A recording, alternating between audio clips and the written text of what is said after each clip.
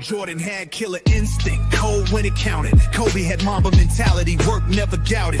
Curry changed the range, made the court expand. Russell stacked winning like rings in his hand. LeBron brought versatility, nobody ever seen. Point guard, score, defender, chessboard king. Stats can show buckets, awards can show praise. But legacy explains why they shifted the game. This ain't just narrative, this ain't fan emotion. We building criteria, putting truth in motion. What made you different? What made you last? What part of your greatness lies beyond the stats? If we only count numbers, something gets missed. The identity, the impact, the historical twist. GOAT James Kingdom, we taking it higher. Greatness got a third pillar, legacy definer. What gets lost when the box score close? What still speaks when the trophies don't? The numbers tell what happened that night, but legacy tells who changed the light. Stats tell the numbers, awards tell the climb, but legacy tell what survives through time. One trait, one mark, one thing they remember. That's what we call the legacy definer. Production plus achievement, legacy makes greatness. GOAT James Kingdom here to separate the fake from the sacred. Who changed the game? Who left the fire? Sunday show, we judge the legacy definer. Brothers and sisters, welcome to the GOAT James Kingdom Show with B. Lee and Ajani, where we rebuke Zastes and may the basketball gods have mercy on your souls. Peace and blessings, y'all. Peace and blessings. Welcome to another GOAT James Kingdom Show with B. Lee and A. Johnny, where we go live every Sunday noon right here on the GOAT James Kingdom platform. Also going live on other platforms like FYF Sports Debate, Al and Pal Show, Real Takes Over Fake Debates channel as well. Shout out to all of those who support us on those platforms, and obviously going live on our Facebook group. So shout out to everybody who supports us on Facebook. As you guys know, we are GOAT James Kingdom, not only the best place to talk basketball, but also the best place to watch basketball. And every Sunday we come live and direct with a new topic. So today we came up with something brand new for all of you Zesties and all of you true basketball fans to help us talk more basketball, which we will be calling a legacy definer. This is what today's show is about, man. So shout out to everybody who's here again to support us on a great Sunday afternoon. Y'all know who I am, A. Johnny the Exposer. I got B. Lee in the building. What's good, Brandon? Hey, what's good, everybody? All right, we got King John in the building. What up, King John? What's good? What's good? I couldn't find his Knicks hat. I just found it too. You just found it? You just out of nowhere? It just found it. You was hoping to lose it. You was like, it's like a curse. It's like the Chucky doll. You throw the Chucky doll away. Somehow the Chucky doll end up back in the child's room. I didn't know where I placed it because I always sit it down once I get off here, and I normally sit it right where I'm at, but I must have set it somewhere else, and I literally just found it. So hey. I'm living by the bet, so. Peace, yeah, man. Shout out to all the GJK members, too. We see y'all in the building, man. Peace and blessings to y'all, man. Shout out to y'all for showing up, man, like usual on a Sunday afternoon. Y'all make sure to comment and share the live hype, any GJK content as well. Shout out to all y'all, man. It's always great seeing y'all. Happy Sunday, man. We here to have some fun. So this week, I took kind of control of the show, John. I took control of the show, right? What I did was I sent Brandon a ChatGPT conversation that I had with ChatGPT, right? Because, you know, Brandon loves talking to ChatGPT. That's Brandon's best friend, ChatGPT, right? Yeah, that's Brandon's buddy right there, right? So yeah, that's Brandon's buddy. That's Brandon's buddy right there. So I sent him this thing because go ahead. He ain't lost the debate either to it either. He's still undefeated. By now, it's probably like 666 and it's undefeated. He's probably still undefeated. But I sent them this conversation that I had because, you know, we did the top 100 greatest players of all time, and we came out with an elaborate criteria, right? But that criteria was still predicated on a player's stats and their accolades. It was based off of the raw numbers, the raw data, and there's always this extra element to a player or to basketball that we want to have as basketball fans, which we normally call as the subjective factor, right? And obviously, Brandon and I try our best to stay away from that, but we know we can still be subjective. We all have our own takes, which is fine. But we made a criteria that was really off the raw data, raw numbers, and presented it to the people. But there is an element of the game that doesn't really revolve around the numbers. And we talk about it all the time. Some people call it intangibles, right? But there's other aspects of it. So when we talk about like a legacy definer as an example, A legacy definer is something that the stats are not going to really tell us about. The accolades are really not going to tell us about, but it is a part of a player's legacy, like Jordan's killer instinct, right? That is a part of Jordan's legacy. That goes beyond the stats. Kobe's Mamba mentality goes beyond the stats. You understand what I'm trying to say? That's why they hate, especially, Kobe fans. They don't care about stats because Kobe's legacy is that he's a killer. He has the Mamba mentality. Nobody has it. That makes him number 2 behind Michael Jordan. And you have other aspects too, like LeBron, his longevity and his versatility, right? Joker being a what's called a point center, creating a new position. All of these things are what we call like legacy definers. Things like Bill Russell's defense and championship winning, Wilt Chamberlain's dominance, Kareem Abdul-Jabbar's longevity and also skill, right? Being very skilled and multifaceted. All of these things are part of their legacy that's outside of accolades and achievements. So I had sent Brandon this conversation that I was having with my chat GPT about what a legacy definer should be or should not be. So, and I told him to feed it to his chat GPT. So I don't know if you did that, Brandon. Did you feed it to your chat GPT to see what it says? Yeah, I did. My chat GPT is a little bit different. So when I do feed them information, they try to always create a formula. So they were trying to see if they could add it to the current formula. And, the formula I have is objective. It's all numbers. See, when we talk about LeBron's versatility, we could see that in the numbers because his numbers are just off the charts. When you talk about Michael Jordan's killer instinct, it's kind of, there's no objective way to really get the fullness of that killer instinct that they're talking about. Kobe's Mamba mentality or Steph Curry's greatest shooter.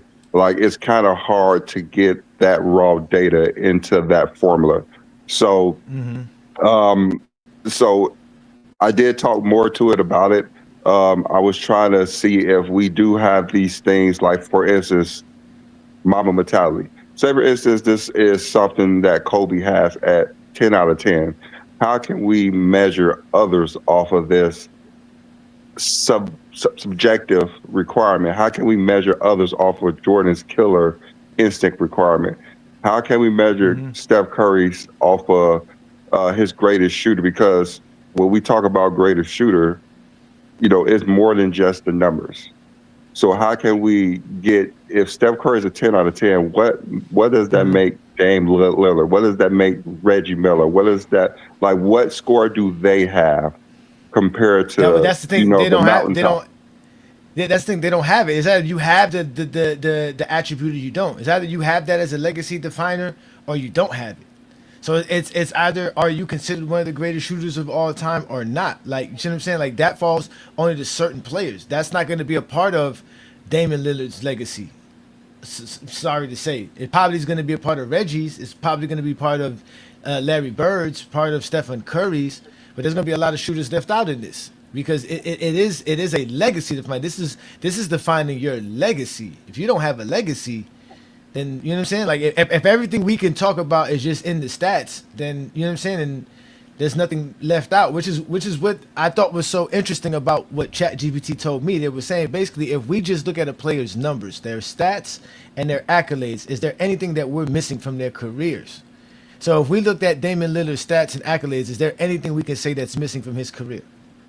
His clutch ability, his clutch ability, right? Being Dame Dollar. His clutch is shooting. Well, that would be a legacy definer, and that's why I wanted to add that to it, because that would be something to it. So let me show them what I sent you first, because I did make a graph on that, so people could know what we're talking about, right? So these are the legacy definers. These are the 11 legacy definers that ChatGPT gave you, my ChatGPT. So it said skill definer. That's one of them, right? That's historically exceptional basketball ability. That can fall for people like Kobe, Tim Duncan, right? Stephen Curry, right? Even LeBron James, because we know LeBron James is super skilled, right? Then you got mentality definer. That's where the Mamba mentality falls in, and the killer instincts would fall under, right? And then that goes your competitive and psychological identity. right? Because off the top, let's just give you what the definition of legacy definer. I forgot to do that. The definition was this: a distinctive basketball attribute, identity, ability, mentality, impact, or historical distinction that became inseparable from a player's legacy and helps explain their greatness beyond accumulative statistics and accolades.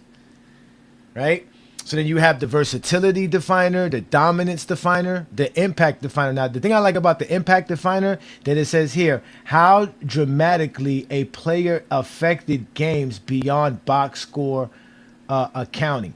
So that would fall for guys like the Dennis Rodmans, the Scottie Pippins, right? The Draymond Greens, right? These guys would have impact definers. These are guys where their impact in the game is not really seen in the numbers. And then you have the innovation definer, longevity definer, cultural definer, which it's not really one I like, but it's the one that they gave to me. Then you have archetype definer, and then you have clutch definer. Now that's what I was saying. That was where that would be Dame's legacy. His legacy would be in the clutch definer category, not necessarily in the skill, which is where Stephen Curry's greatest shooting would be at, or in dominance, because that's another thing with Stephen Curry. I think his shooting would be there too. It says degree to which a player overwhelmed his era. So those were the things that were given, and then there was, like he said, like Brandon said, how do we measure it? They gave me actually a way to measure each individual category, and they were saying that you would give a player a primary legacy definer and a secondary legacy definer. But like Brandon says, how do we incorporate that with our criteria? Because our criteria is predicated on the best accomplishments. So how do we grade Stephen Curry's 3-point ability compared to Kobe's Mamba mentality? And that's where I gave it to Brandon's Chat GPT to see what they came up with, to see how they would think about it, because they already know our criteria better than anything. So, but you see what I'm trying to say there, Brandon, about the whole assigning it to players? Uh-huh. Yeah, but I guess it's kind of hard because, say for instance, like we're talking about Dame, and the closest thing to Dame closest thing to Steph is really Dame Lillard. He's the closest thing to Steph with shooting ability. So it's it's a lot of thinking that has to go into what these criteria are, and are we just assigning it to one player, or are we trying to measure others to that player? For instance, if we have those 11, is there a category of those 11 that there's a list of players? For instance, Killer Instinct, is that just Jordan, or is there a list of players that we could measure up to that? Like Kobe would be number 2 in most people's mind. Yeah.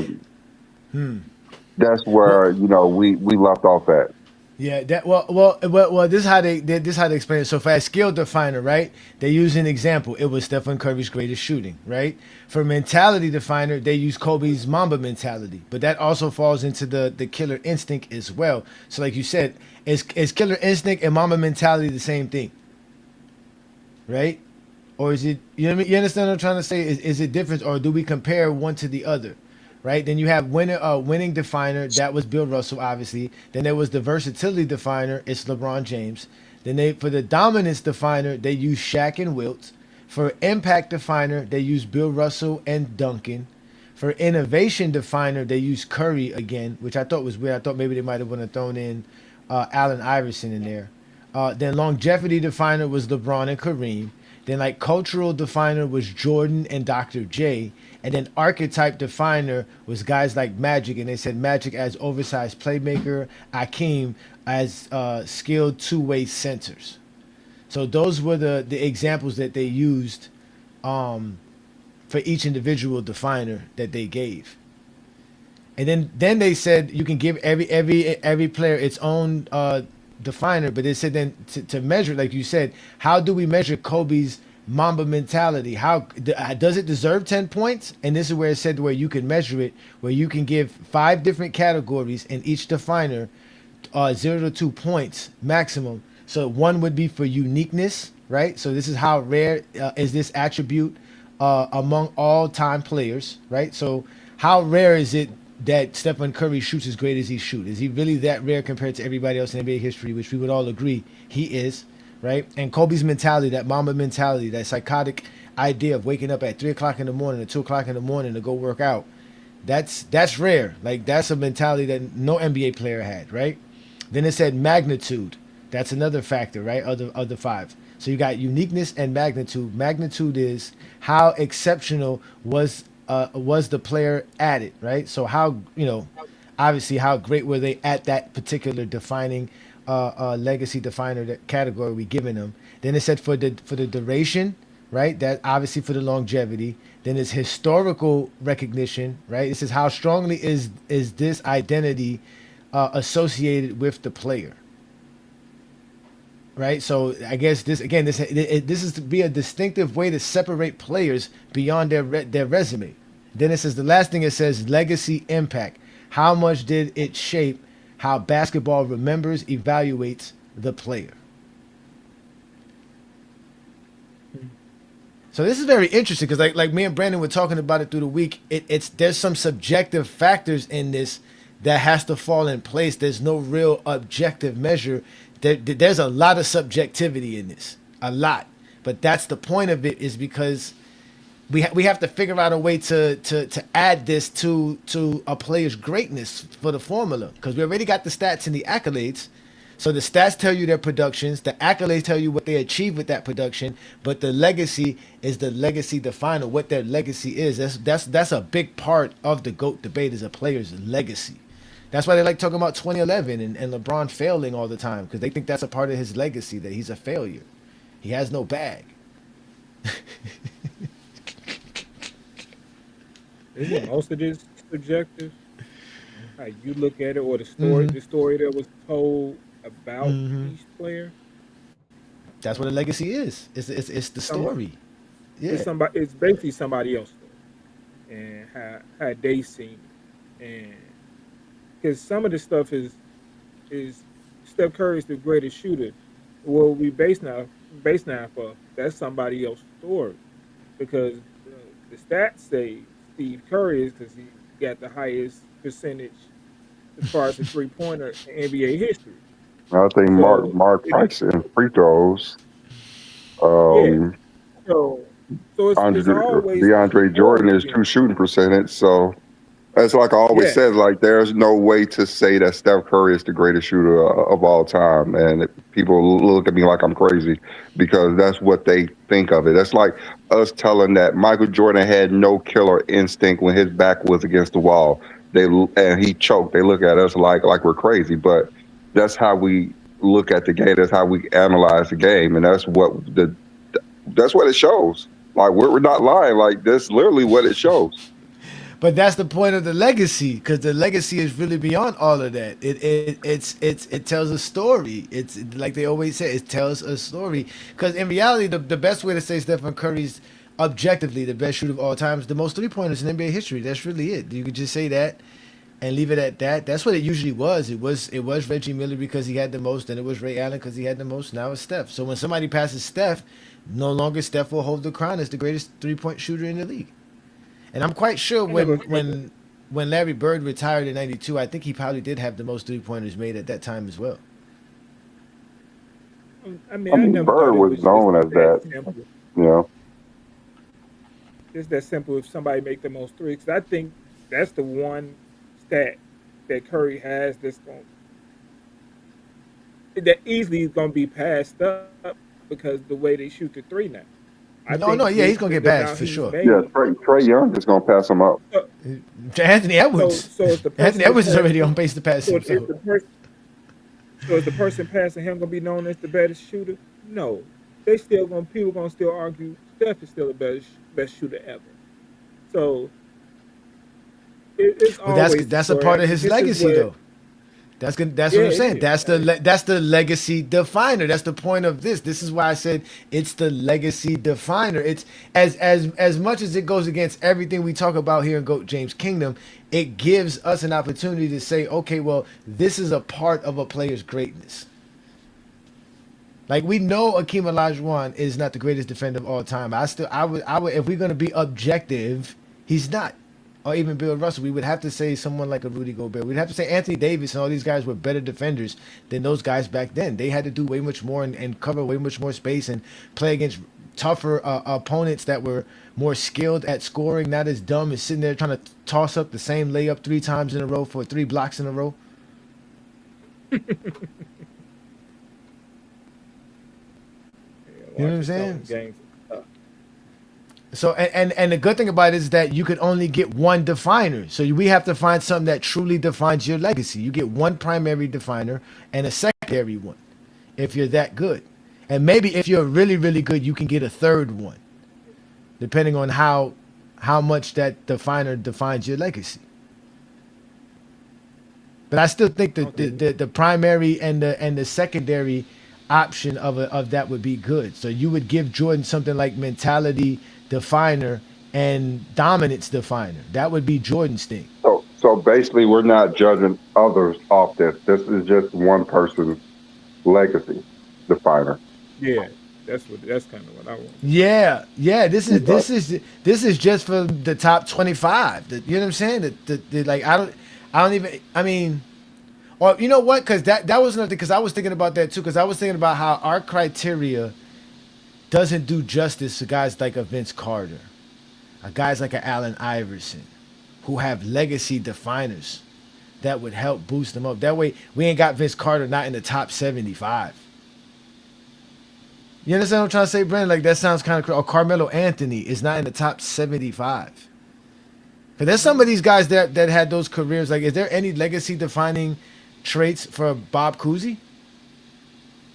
I mean, like my 2 favorite players is Penny and Vincent. They're not top 75 players, so I understand the game enough to actually know that. And there's no way to put them in the top 75 players, greatest players of all time. You don't think Vince Carter is a greater basketball player than Dolph Shaves? I mean, I don't know if was Dolph Shades in our top 75. I think he did. This the part. Did you add those? Because not in this past 100 list. I don't. No, I think he was on the list too. Because I think you mentioned. I don't know. Because I think the qualification was. I think there was a qualification for 8 playoffs. Did Dolph Shaves play in 8? He had to play in 8 playoffs. Dolph Shaves played again. What is the legacy definer for someone like a Dolph Shaves?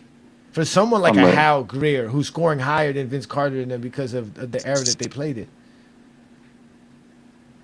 There was a lot of guys who scored higher than Vince Carter that we like, come on, man, this is Vince Carter we're talking about. Like I said, Vince Carter, my second best player of all time, but he's I know, it's hard to put him in the top 100. So imagine if he's able to have a legacy definer, because that's the thing too. Everybody doesn't have a legacy definer. So imagine if we attach a legacy defining attribute to him, right? Such thing as an archetype definer, right? Or a innovation definer, right? Or cultural definer for Vince Carter. I mean, he is a Hall of Famer, so he is, one of the most memorable players. Just like, I mean, Penny Hardaway is very memorable, but I mean, his career just wasn't a top 100 player. So you don't think adding something like this legacy definer would help them, being that they have a legacy, being like Allen Iverson? Carter, but it definitely won't help Penny. His career wasn't in his prime long enough. Vince Carter barely. Because I wouldn't say Penny has a legacy. That's what I'm saying. Vince Carter does though. That's why I said Vince Carter, Carmelo, Allen Iverson. These guys have a legacy. T-Mac has a legacy. That's a fact. I mean, guys like Amari Stoudemire said to say doesn't have a legacy. Guys like Chris Paul has a legacy. You know what I mean? They all. Chris Paul, he's gonna be up there. I mean, Penny's a better player than Vince Carter at his prime, but you can't have a 4-year prime and be one of the greatest players, and you never really win nothing. You never win the MVP or anything like that. Tracy Murray said Vince Carter was one of the greatest players he ever seen play ever. He said Vince Carter could put 50 up easily if he wanted to. He He said, did. yeah, He didn't have it. that's he He said could have that. He been the said it was best just too offensive nice. and defensive player in the league, but he just didn't have that in his mentality. He said That's that's that's exactly what he said. He that's, said that if that's he what ever Vince got Carter said. mad, it was over. He said when Vince Carter got mad, no one could stop him. He said he just never was really He like could do it all. yeah, he just He didn't could have that mentality. That's what he do it said. all. He's a Yeah. better shooter than Jordan and Kobe. He can get to the basket. He could finish at the That's basket. exactly what he Better said. than That's Kobe. exactly what Tracy Murray said. He said Vince Carter could do everything on the basketball court. This guy was amazing. He said he saw Vince Carter do things that he ain't never seen nobody do. Like he just said in practice, all kind of stuff he was talking about himself. Yeah, I mean, but that's why he's not one of the greatest because he could, Yeah. but he did. Yeah, but what is Dolph Shave's legacy? What are we gonna say again? If we were gonna give Dolph Shaves one of these definers, what would be Dolph Shaves' legacy definer? You got to go look at the story. Not to say Dolph Shaves is not great. We understand why Dolph Shaves is great. We're not saying that. But if we were going to give him a legacy defining attribute, what attribute would Dolph Shaves fall under in this one? Look at the story. That was And mind you, it could be because we're ignorant. Because yes, we didn't watch the 50s and the 60s basketball, but we do know Dolph Shaves was one of the greatest players of all time. That's not the question. Our stats and accolades when we did our criteria, it definitely gave Dolph Shaves his props. When we gave y'all this criteria, it didn't exclude Dolph Shaves in any kind of way. It did not. Dolph Shaves is involved in all of this here. But again, we're talking about legacy definers. We're talking about beyond the stats, beyond the accolades. Because what you just listed in here for Dolph Shaves are the stats and the accolades. You just said 15,000 points, 12 All-Stars, right? Accolades and achievements, all NBA 35, 50 team, 75 team, right? Now you're saying, look, that's T-Mac's legacy, never getting out of the first round. That's why we know you zesty.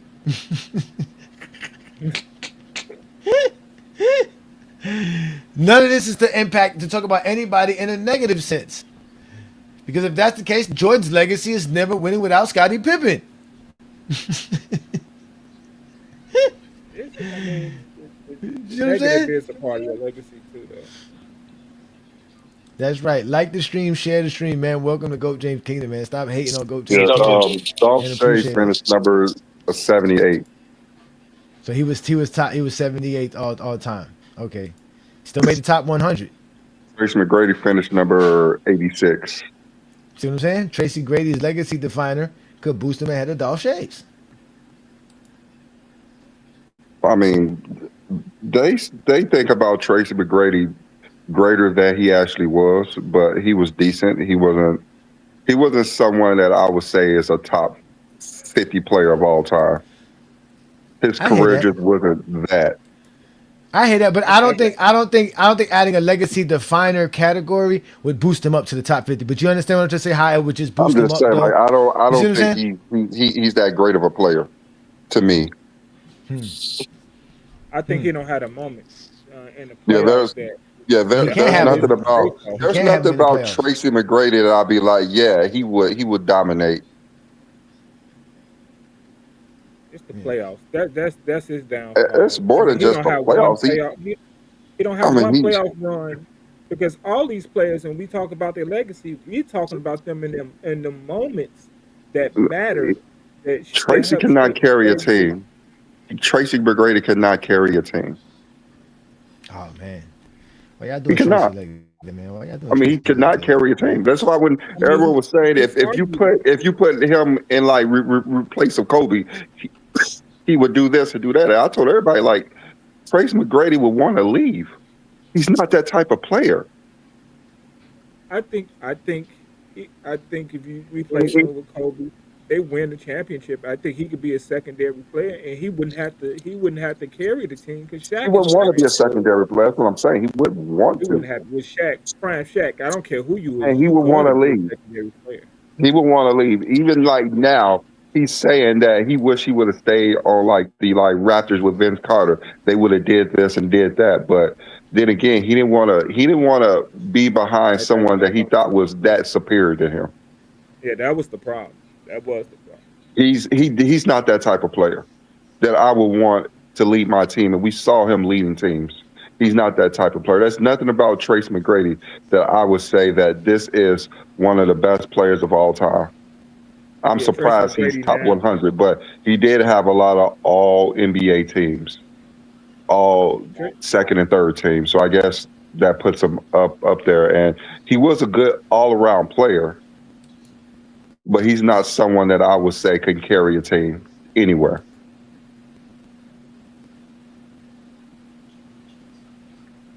So he has no legacy definer trait. Then that's what we're saying.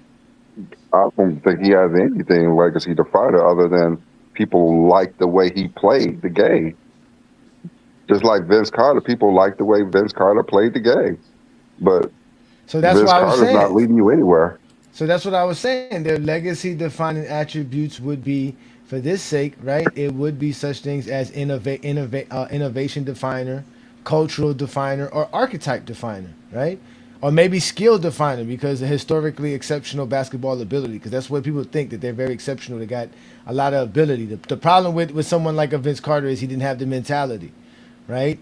Uh, uh, the problem with Tracy McGrady, he didn't have the winner definer. That, like, you understand what I'm trying to say? With some still defines their legacy, I want to no say matter how we winner. see You it. know what I mean? I want to say winner. Like, Yeah, he doesn't have it. He doesn't have it. Neither one of them I have it. mean, That's what just I'm saying. because he didn't win doesn't mean he just didn't have a winning gene. He just wasn't Not capable Gene, of a winning or definer. anything. It just not. He doesn't have extraordinary relationship with winning. That's what a definer would be. It's not calling them a loser. It's just that it doesn't define their legacy. Winning doesn't define Tracy McGrady's legacy. So these are legacy definers. They all have a legacy, but what defines their legacy? That's the point of this. Is that, you see what I'm saying? So it could be, I guess, given to any player because that's what their legacy would be. But like you said, how do we grade it to give it to where one guy would have a 10 or another guy would have a 3? I think it's depending on how you look at it, because I don't think you can. It's hard to judge one off another, and like, it's almost impossible. And once again, I think your legacy definers are always based off your playoff run. I don't think you got to win a championship, but like Allen Iverson got a great legacy definer based off that run. He went to the finals and played the Lakers. Mm-hmm. Yeah, He has that run. people know who you are by what you did when you're against adversity. Facts. So every time you're in adversity, you lose. It's kind of hard to elevate you. And that's why it makes it so hard for Tracy McGrady, because you up 3-1 versus Detroit and you lose. And he has no playoff moment. What's that game winner? What's that? It was a mano a mano versus somebody. He doesn't have that. Uh, I think Vince has a little bit of it, but Tracy has none of it. I mean, look at how Vince dominated the playoffs. Like, he never really dominated the playoffs, other than one year that he made it to the second round. He lost to Iverson. They lost to Philly that year, right? Yeah, they lost in Game 7. And that's the Yeah. only adversity that we could say that he actually was competent. Really, was that year, and that was 2001. Yes, Yeah, that was Iverson year yeah, he when went he to the went to the finals. final, and even with Allen Iverson, that's the only time that we could say that he Yeah, was that's what I he said. he prevailed versus adversity. Like, we He did have a lot one off that season game for a too. lot of players, and we have to look at careers. And for instance, that's why Scottie Pippen doesn't get as much credit, even though he prevailed a lot in the playoffs, but he was the number 2 guy. So he don't get that credit in most people's mind. Just like Kobe, he doesn't get that credit for those titles that Shaq was the best player of the team, even though Kobe was very important in those runs. They're always going to go to the best player on the team and how they overcame that adversity. But that would be a part of mentality definer, right? Yeah, The competitive and psychological identity. that's why the number one option means so much in all these conversations we have. You cannot believe in the number one option, but your legacy is explaining it I don't know all why the they don't time. believe in that. Who was the number one option when the Lakers won the championship late in the '80s? It wasn't Kareem, and it wasn't Magic. So we're It, gonna wa- it, give was credit to Byron Scott and Worthy. It's going to give credit to Magic Magic. because that's just Yes, how the No, I know, but narrative Magic's goes. not a first option. You understand what I'm trying to say? Like he's not a first Magic option was in the it. option. it, He ma- was the Yeah. option. it That's the matters so much difference. in all So this he was the conversation. option. You understand? You understand? He wasn't the first. He was just the option. Yeah, he was the option. See, He you can was say he Right. number was one the option, hub. or He was the you can say hub, the number flow one general. option or the option. It's still the option. I It's mean, still I mean, exactly. Yeah. it matters so much in all these conversations. This legacy definer is the option, It's like and Scotty. that's Scotty wasn't the first option, but he was way much more impactful than Mike and them winning them That's how championships. that's how they're being remembered. That's the issue. That's how they're being remembered. Yeah. So, because like as a perfect example, in this category here, Scotty would fall into either the winning definer, impact definer, or archetype definer. That would be Scotty's. you think he wouldn't Um, fall in the skill definer? you could put him in the skill definer as well. But what truly But he's defines versatile. I think the main versatility issue. too. Uh huh. I think the main issue is that with our formula, there's really no pushback because it's objective 100%. Yeah, Like there's no 100%. pushback. You could not agree with the numbers we use. Mm-hmm. But then again, there's nothing that's really up for debate. Like Michael Jordan just don't have the most points. He don't have the most. Like it's just not up for debate. But with the legacy definer, we could explain fully why someone is ahead of someone while someone has it, but it leaves too much up for debate, I think. For instance, like I'm saying about if someone says Curry is the greatest shooter of all time, I could make an argument that he's not. And they're gonna look at me like, how does that make any sense to anybody who watches basketball? Because But I'm that. gonna I'm Mhm. gonna justify it with the raw data, but they're gonna justify it with fandom. Yes, No, I hear what you're saying, but that's the point of the legacy. The legacy is that. The legacy is the fandom aspect of it. It's the story that's told. It's what you're remembered for. It's what historically separates you from everybody else. so So today, a lot of it is again. Look. Remember, look. It says a distinctive basketball attribute, identity. That's subjective. Ability, subjective because that's skill. Mentality, subjective. Impact, also subjective. Or historical distinction. Exactly. That's all. This is subjective. But you can use because that's the part I'm looking for in the chat TBT conversation where it was saying that you can use this to take it beyond the stats and the numbers. I'm just trying to find that spot where it said that. Um, Let me see here where it says it at here. As it said, the most important part, scoring it, right? It said, I wouldn't give points simply because somebody possesses a legacy definer. Instead, I would score the strength of that definer. And that's when they were talking about the 5 separate categories.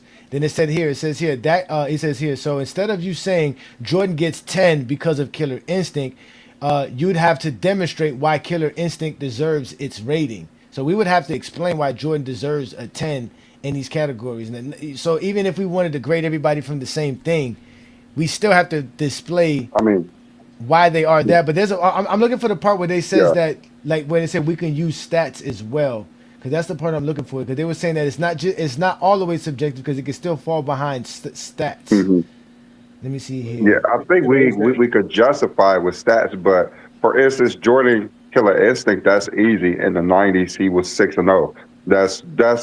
The that's the that's the rank that he's going to get. That's the Well, highest well, that someone could get. That's what they're that's what they're justifying it off of. That's true too. That's true, but that also falls in line with the winning definer as well, right? Because that's the Hmm. extraordinary winning. But what also his killing mentality is like the most 50-point games, right? In the playoffs, stuff like that. Him scoring 63, that killer mentality of him going out there and just putting up, what was it, 45 points when he got sick? What was it? How many whatever points he scored when he got sick? Like that's what the killer instinct is, Yeah, killer yeah. mentality is, stuff like that. Again, that it says that you can add. It's not just full subjectivity. You can use the stats. I'm just trying to find where it says it at here. It says here, it says, And and it's someone. usually, I Oh, mean, here it goes. yeah. It says, and someone could challenge individual components instead of arguing endlessly about whether Jordan wanted it more. Then it says here, there's another concept I'd add that could become important to your mythology. Methodology. It says legacy definers should be neutral attributes, not automatically positive ones.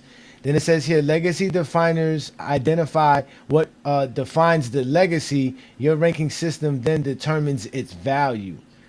So it says here, for example, 3-point revolution could be enormously historically significant. Mamba mentality could be enormously cultural influence. Greatest winner could have tremendous championship significance, but the system shouldn't assume they're all equally valuable basketball accomplishments. I'm trying to find. There was a part somewhere in here where it said that it's not. And it says here, it says, yeah, where was it at? I can't find it now. Oh, I oh mean, yeah. I guess it would be sort of the impact to that era and Oh, certain things. Oh yeah, it's here now. That's where it says right here. It says here. It says because when it talks about, he says your examples fit extremely well. So it talk about me telling them Michael Jordan's killer instincts, Kobe's Mamba mentality, Stephen Curry's 3-point great shooting, LeBron's versatility, Bill Russell's greatest winning. It says here. The evidence can include statistics and accolades without the legacy definer simply being another statistic or accolade. So it was also saying how we don't want these legacy definers to just be doubling down on stuff that they already did, but we can still use the stuff that they did to help us understand why they got that legacy defining attribute given to them. So it says we can use the stats and the accolades. We just got to make sure we're not using it as a double down. So as an example, we say Jordan won 6 championships in our criteria, right, Brandon? That's the raw numbers. We don't have anything in the criteria that gives Jordan credit for 6-0, which would be the killer instinct or the winning definer. You understand what I'm trying to say? I mean, just like I said, just Yeah, like I was saying earlier, like how do we judge other players off this, like the categories? Because we all know LeBron will be high in most of these things. Jordan will be high in most of these things. So are we just putting that as one player? Are we judging others off that? That's the thing Yeah. that I was talking about prior. Yeah, no, I know. Because I got what you were saying by that. No, trust me, I get what you're saying. The way I was thinking was we would judge every player off all definers, and whichever one they scored the highest in, the top 2 ones, that would be their definers. But like I said, we have to find out how can we score them off of it. It's really going to be subjective, Brandon. Like I said, all right. So let's just do the 6-0. Let's just do the 6-0 and the legacy defining for Jordan, right? So we would agree. What would be Jordan's top 2 legacy definers in these categories? What would you guys say? The top 2 for Jordan. What would be his primary and his secondary definer, legacy definer for Jordan here? mentality.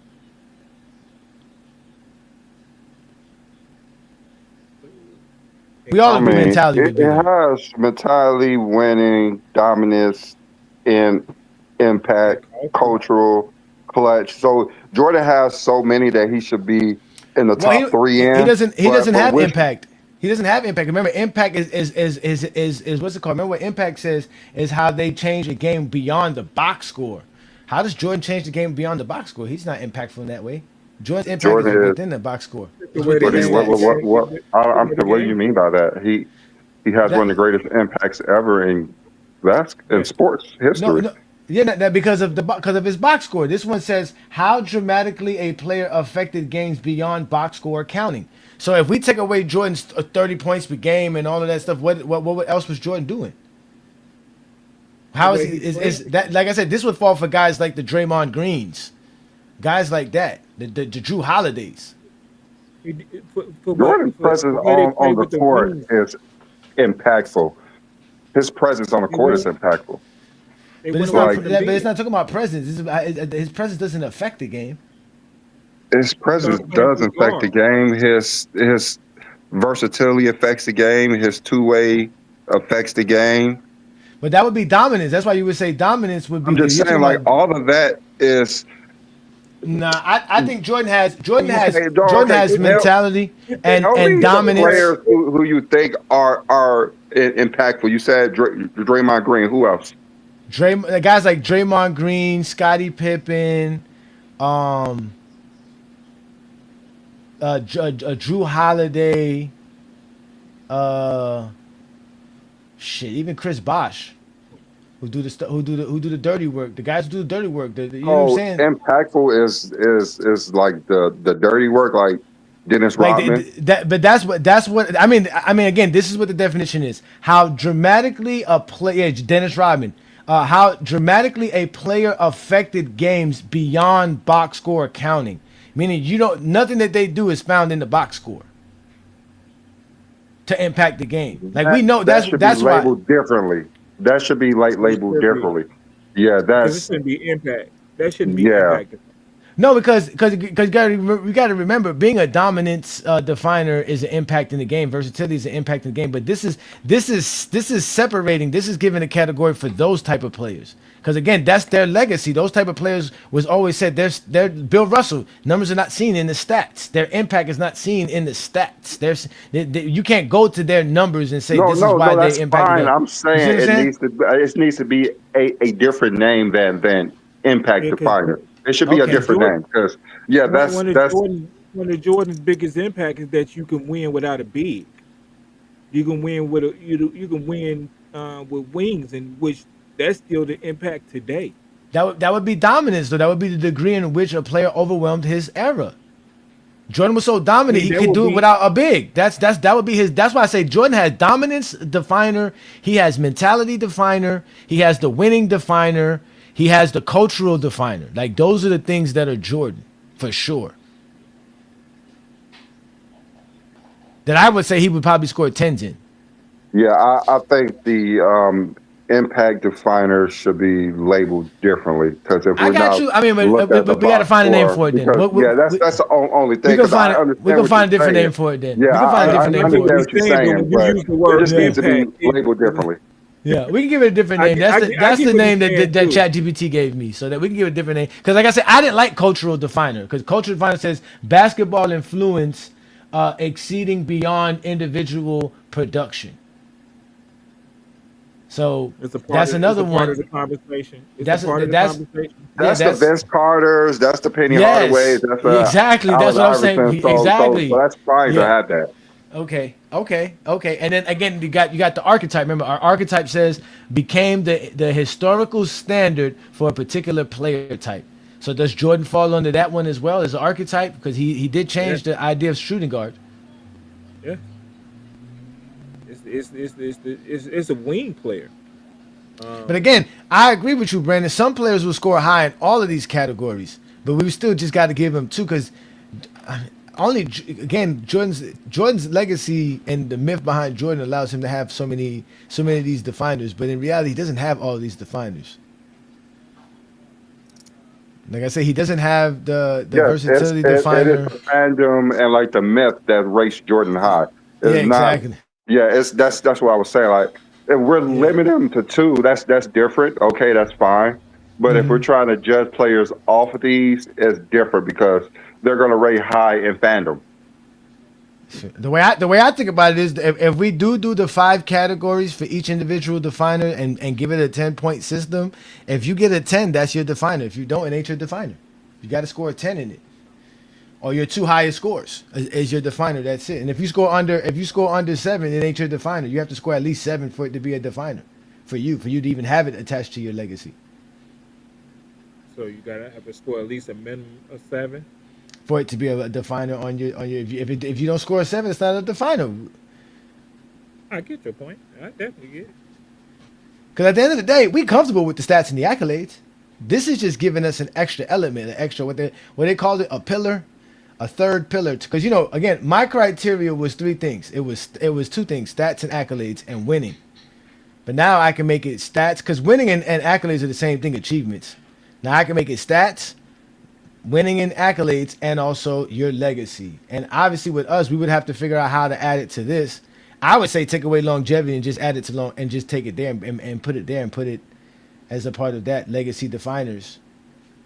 But I don't know if Brandon is cool with that, because Brandon liked the longevity. I know he worked hard on that one. That one was great. Longevity is something that we can measure. That's true. I know. And exactly. this is something we cannot measure. So, Yeah. Well, that is the point, Brandon. We really can't measure for us, longevity is something that's a part of the game. It's very important in the game. It's one of the most important things, being available. It's the important thing. So I was thinking that our legacy definer, maybe just like we used to do the scoring titles, is points added to it, because it's going to be a bonus point because it's subjective. If Jordan finished 3 points below someone, that boosts them ahead. No, it does. It does. Again, it would be an addition. Yeah, it would be an addition to it. It would be a like an icing on the cake type of situation, or a decoration on the cake. Everybody's cake looks good. Everybody has a nice resume, right? It's made with the same ingredients. Everybody's doing that, but the aesthetics of the cake. How does the cake look? That's your legacy. That's basically what we're doing here. They ain't getting upset. I get upset at me. 10 scoring titles and 9 defensive, all defensive team does not prove versatility. Like it proves dominance. That's Jordan dominance. That's what that proves. Trying to make it. That's why all this is subjective, because they want it to be everything. No, but they do. We know they do that all the time. But that's why all this is defined. Because even if we want to say Jordan's 9 all defense makes him versatility, we still got to measure his versatility by what's it called? By 5 separate categories. He's not going to score high there, because Jordan's not that versatile by the definition of it, which is breadth of basketball capabilities. Jordan's not capable of doing a lot of things on the basketball court. He could score and supposedly play defense. The film don't say he can play defense. I mean, it's obvious Jordan needs this more than anybody. LeBron doesn't need this at all. This is only going to boost LeBron more. This is going to boost LeBron more. He doesn't need it at all. That's the thing. He don't need it. This conversation made Jordan the GOAT in 1993, because nothing else did.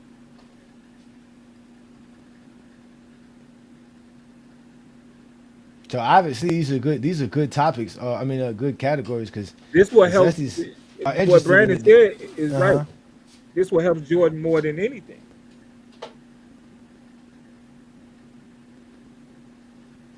Yeah, Jordan needs this to be great. Yeah, this is the best part of the conversation. Like, the Jordan fans argue that Jordan is number 1 in all of these, even the greatest shooter, because he never misses. Yeah. Like, if you had to be there, you had to be there. I mean, skill definer Jordan get 10. Mentality definer Jordan get 10. They literally think he was a better ball handler and passer than LeBron James. Come on now, they're delusional. They think he's the greatest college player of all time. They're very delusional. Oh, but there's one they won't give him a 10 on. Longevity definer. They won't do that. That one they would say he's better. Like, LeBron's low managed, so Jordan played more 82 games, so he should be higher than LeBron.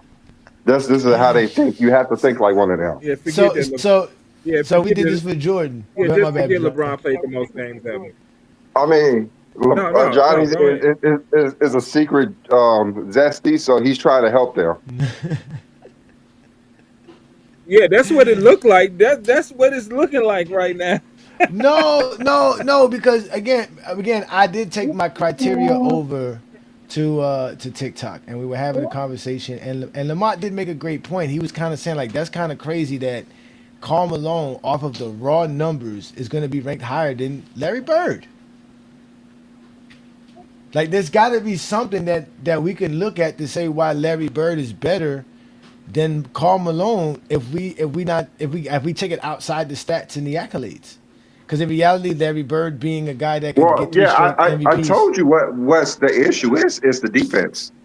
Anybody who was competent in defense is going to be rated higher. Steph Curry was rated very low, and people think he's a top 10 player is because his defense. Yeah, because Karl Malone ranked higher than Bird too in our criteria, correct? In the 100 list, if I'm correct. Look at Hakeem. Hakeem's always rated high. It's because of his defense. And that's what I was trying to say not because too. of anything else, but his defense. And that's what I was saying defense too. is counted exactly the same as everything else. And that's how I feel about Kobe. I feel like Kobe's legacy and the things that he did, which were to me are the milestones and achievements that I can't really measure, that would be, to me, puts him ahead of Akeem Olajuwon for me. So it's not really. I believe in that legacy aspect. Same thing with the legacy. It would help Jordan exactly. The legacy aspect would make sure Jordan stays in the top 3. That way, Wilt Chamberlain and Bill Russell won't be ahead of Jordan. Because in reality, the only legacy Bill Russell has here is winning definer. Really, he don't have nothing else. Maybe the dominance definer, but how much more dominant was he compared to? I mean, if his defense was counted, like Hakeem, he would be number 1. Well, obviously, with our criteria, his defense is counted. That's the point of the stats and the accolades. Because his steals and blocks are not counted. A lot of the advanced stats are not counted. Those are just not counted. That's why he's rated like number like 4 or 5 or whatever, or 6, I think it was. That's true too. If Hakeem is rated that high with 2 titles, with Bill Russell's will have better defensive stats, he would be number 1. LeBron would be number 2. It wouldn't be a question. Yeah, him and Wilt Chamberlain would definitely be 1 and 2 for sure. I was about to say Wilt Chamberlain probably be number 1. No, they both would be 1 and 2, whichever way they would fall 1 and 2 for sure. If we would count that. Yeah, they probably will fall because I think Hakeem's like number 7 or 8. And well, that's what I'm saying. That's where the dominance comes in. I mean, the legacy definers come in. It's the defense. I remember I was talking to you before. Like, I think defense should be counted as half, and you was like, no, it should be not counted as half. But that's the only way to actually. That's the only way to even it out. Be honest with you. I mean, it's already half here, right? You have 1, 2. You have 2 defensive categories and 2 offensive categories, so it's not really half. It's the advanced stats. They're 20%, yeah. I guess it's the advanced stats. It's 4 of them. It's the vast because the defense is included in the advanced stats, regular season and postseason. So defense makes up a good amount of what's in there. If we excluded defense, it'll be a whole different criteria. Jordan wouldn't be ranked that high neither because a lot of the stuff that Jordan's ranked high in is because of the defense. That too, but I think his offense is rated high enough that it won't be a problem if we use the advanced stats that's like all around stats. Because Jordan do have a lot of all NBA teams, all NBA first teams. He's rated high in those MVP. So Jordan will. I don't know who will be ranked higher than him. Maybe Kareem may take a hit because of his defense. So Jordan will be second. Nah, I don't. Damn, that would be crazy. Because of blocks and steals, because blocks and rebounds. But would that really change? Would that really change anything for guys like Karl Malone? Would that really change anything for guys like Karl Malone? Okay. Karl Malone has a lot. He has Stockton. Stockton has a lot of steals. No, yeah, he does, but he has a lot of assists. Stockton has a lot of assists. That's offense, and his advanced metrics on offensive side is crazy too. Same thing with Karl Malone. He has a lot of points, and his advanced metrics on the offensive side is crazy too. So would it really help Larry Bird if we took away defense for those 2 guys? Larry Bird, I still think he would fall behind them. I don't know. But why are we trying to push back on Karl Malone? Because he's the one who never won a title, and he's above people who won. Not only that, but I was saying, but do you think? Let's be honest, John. Do you think Akeem is better than Kobe, and do you think Malone's better than Bird? No, based off the story that was told. Okay, obviously we know what the raw numbers and data they are. That's the point. We know. I don't think Hakeem's a top 10 player.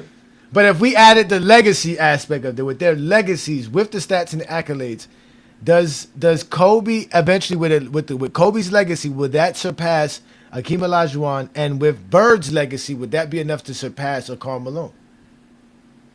I think with the legacy, yeah.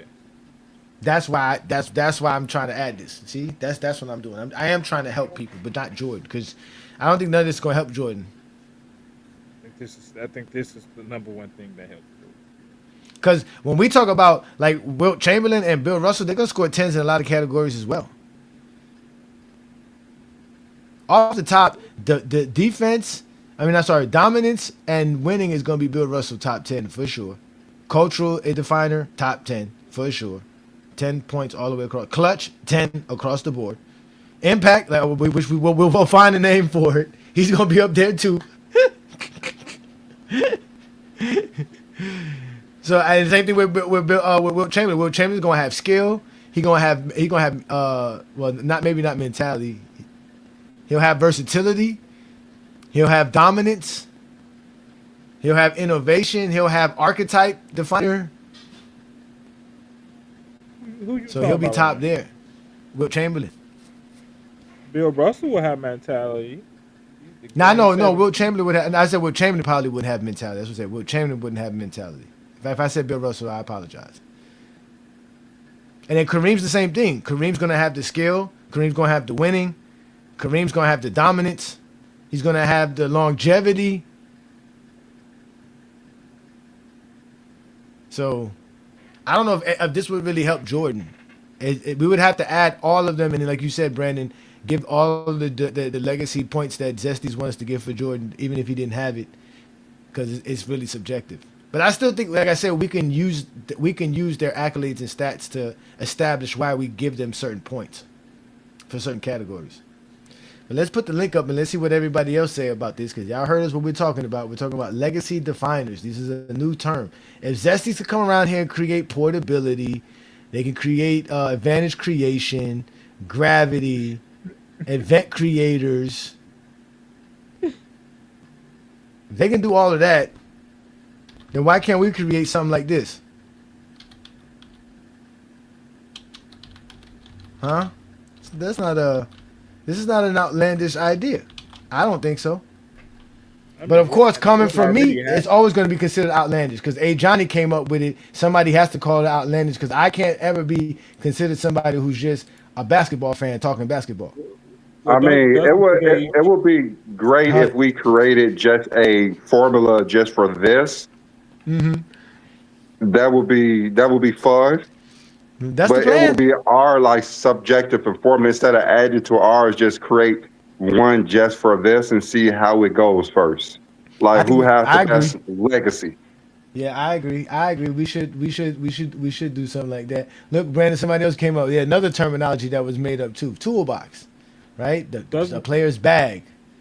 A player got a bag. Doesn't today's show make? So that's the one you missed out on was toolbox. So it should be 12. Well, toolbox would fall in skill definer. Almost toolbox should go and versatility definer. Impact definer. The way you describe impact definer, that's what toolbox is. Nah, because toolbox is more like having variety of skills. That's what a toolbox is. At least that was what Brandon's friend tried to describe it as. What's good, New World? Salute, brothers. Salute. Happy Sunday. Yeah, man. Peace and blessings, man. Happy Sunday. So we're here talking legacy definer, right? We're trying to create a new term here in New World. We're trying to change the game, man. We're trying to do big things here in GOAT James Kingdom. So I was on GOAT Jordan Kingdom for a second, nigga. Y'all was talking a little bit too nice about Jeffrey. That was Brandon. You heard Brandon over here giving Jordan all kind of attributes he never had. But I came up with my criteria, and then Brandon finally finalized our criteria for GOAT James Kingdom in general. And a big part of the problem that people have with our criteria is that it's just based off of the raw numbers and data, and they feel like there's a certain aspect of the game that's missing that we need to discuss when we're ranking players and grading players. And truthfully, intangibles is not good enough because, like Brandon said, there's no real measurement for intangibles. Silly stuff that guys say they're eye tests. We know that doesn't apply. But at the end of the day, can we really find something that is not truly based on just the stats and the accolades, but can be used to help us understand how great a player is. And I came up with the idea of legacy definer, right? So a definition for it here, it says a distinctive basketball attribute, identity, ability, mentality, impact, or historical distinction that became inseparable from a player's legacy and helps explain their greatness beyond accumulative stats, statistics, and accolades. So, as I example, think it's a nice. I think it's nice because this is we've always had a hard time ranking players like Bill Russell and Wilt Chamberlain because we don't have all the raw numbers for them. So I typically keep them high in my rankings because that's about the legacy and impact that they had on the game. The fact that Bill Russell, they say defense wins championships is because of him. You know what I'm saying? He's the one that coined that terminology, most Game 7 winners. The fact that blocks and steals are counted as stats is because of Bill Russell and Wilt Chamberlain. All the rule changes they had to put in place. Like I try to use that as context for Wilt and Bill. No, and I agree with you. That's a part of it too. That was a great point that you brought up there too. That there are guys where we can't measure them because we don't have the stats for it, right? So that was the definition, and it was basically saying this was the best way to phrase it too. It was saying how stat tells us what a player produced, accolades tells us what a player achieved, but legacy definers tell us what made that player historically distinctive. Right, it separates them. Right, so we use examples like Jordan's killer instinct, Kobe the Mamba mentality. Right, Bill Russell's the greatest winner, LeBron's versatility or longevity. Right, Stephen Curry being the greatest shooter or revolutionizing the 3-point shooting. So all of these things are what we call legacy definers. These are things that go beyond their resume and beyond their their accolades and stats that we go by. So that was basically what the premise of this is, and that's why I kind of like this because, again, it allows us to be a little subjective here in GOAT James Kingdom because we do have our subjectivity. We all do. But how do we measure it? How do we put it in context so that people can understand it better? So it was saying that it shouldn't just be simple as killer mentality, right, or Mamba mentality. They gave us skill. They gave us actual definers. Yeah, because I was about to say that. Like, it's kind of hard with Jeffrey and Bean because when you talk about killer instinct and Mamba mentality, like, what the fuck does that even mean? Like, what is it? Like, a casual fan would tell you it's like, oh, they never wanted to lose, or they always attack mode, or some other bullshit like that. But, I could say Muggsy Bogues had killer instinct too when he was locking up Jeffrey on those couple plays, swatting the ball out of his hand and shit like that. So it's like, does Muggsy Bogues not have killer mentality? Like, what does this shit really mean? Like, how is that? I don't see how that's necessarily you can use that as a legacy definer for them. I'd say more shit like like kids shooting a fucking paper ball at the trash can saying Kobe. I think that's more of a legacy definer than some shit like Mamba mentality. Yeah, but see, that's the thing though, right? That's why they said that they gave the definition of what a legacy definer is, but they also gave us legacy defining categories. So we have like mentality definer. That entails a player's competitive and psychological identity. That is where the Mamba mentality would fall in that. That's where the killer instinct. You see what I'm saying? So and then when you talked about the shooting the ball and saying Kobe, that would fall in the cultural definer, right? Where a player influences. I can't see it right now because it's kind of small. Let me bring it up so we can see it bigger. Just influences the basketball fandom as a whole. Basketball influence exceeding beyond the individual production, right? Or innovation, the definer, right? Being a player that changed how basketball was played or understood, right? All of these things are part of it. And then even on top of that, like you said, it's not just as simple as saying, well, Jordan or Kobe get a 10 because of mentality definer has the killer instinct and Mamba mentality in it. It also added 5 separate categories to measure each one. So you would measure it off of the uniqueness, the magnitude, the duration of it, the historical recognition of it, and the legacy impact. So it wouldn't just be simple as saying, oh, Jordan gets 10 points because he got killer instinct. Well, no. What is the uniqueness of Jordan's killer instincts? What is the magnitude of Jordan's killer instinct? What is the duration that he was able to have this killer instinct? What is the historical recognition to it? And also, what's the legacy impact to it? So it defines all of that. But like Brandon said, how do we do that? Like, how do we make that measurement? What is it being measured to? It's really nothing to measure it to. It's just how we feel. Yeah, I mean, it's like I said, it's just my only issue with it is because like those two players are the only players that have like a weird code name for their mentality. Every other player, you just say it's hard work or tenacity or some shit like that. You know what I'm saying? We don't call niggas like, I don't know. We just don't use that terminology for other players, or they don't have like a special name for the shit that they do. No, I think today's show is what makes journalism so important. I think that's why Stephen A. and Skip Bayless are so important in these conversations that we actually having today, because they're telling the story that we're talking about right now. That's what makes journalism so high in these conversations and what moves players in certain things, because journalism is telling the story of what we're talking about right now. But that's what we were saying. Not everybody has a legacy definer. Right, so just because you might think Muggsy Bogues has this mentality, it doesn't define legacy. He doesn't have a legacy to be defined, right? You see what I'm saying? So like that's why I was saying that if we do this, it should be the top two definers that a player get, because you should have a primary definer and a secondary definer, and if you're really good, we can give you a third one. If you're really elite at the game, you be able to have a third one.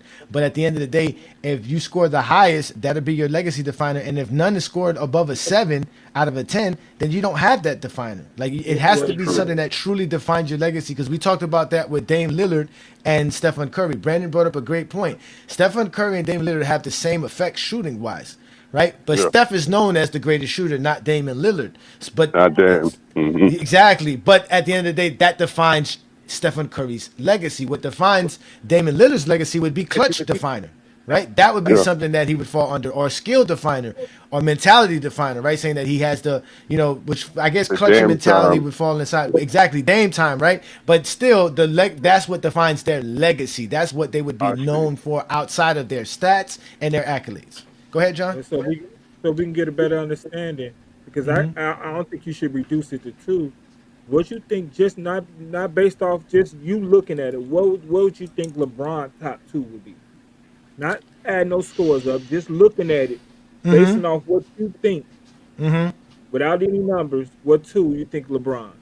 Obviously, I would go with versatility and longevity. That would be LeBron's. That's LeBron's legacy definers. He's known for being the guy who can guard 1 through 5, who can be a great scorer, facilitator, do everything on the basketball court, and having a sustained greatness of doing it. That's his legacy. I think dominance is. You can put dominance in there as well. I think it's a lot of things. You can put dominance in there as well. I know, no, I think it's a lot of things, New World, but I exactly. No, and I agree. It's more than just 2. Without a doubt, it's more than just 2. I mean, if we were just going to assign one to, that's what I would assign it to. Yeah. If I could only LeBron is known for is going to be longevity and versatility. That's what he's known for. Yeah, exactly. So that's his legacy definer. Exactly. Yeah. That's it. Mine would be like the longevity and the fact that the cultural impact is also undervalued, because this man headed he was the face of the whole Black Lives Matter movement that the NBA was pushing for a few years. Literally got all these dudes wearing this merchandise, taking the front line for social justice issues and shit like that. He caught a lot of backlash for it, but he stood 10 toes on doing that. And I think he's one of the only players in this generation that was really frontlining it like that. We saw Jaylen Brown do some shit too. Shout out to him. He was also heading some of that movement. But I think that's an underrated part about his legacy. Yeah. So, but again, you can do that for LeBron. Again, you're right. Even just the fact that they were waiting to make a schedule for LeBron, that goes beyond his production.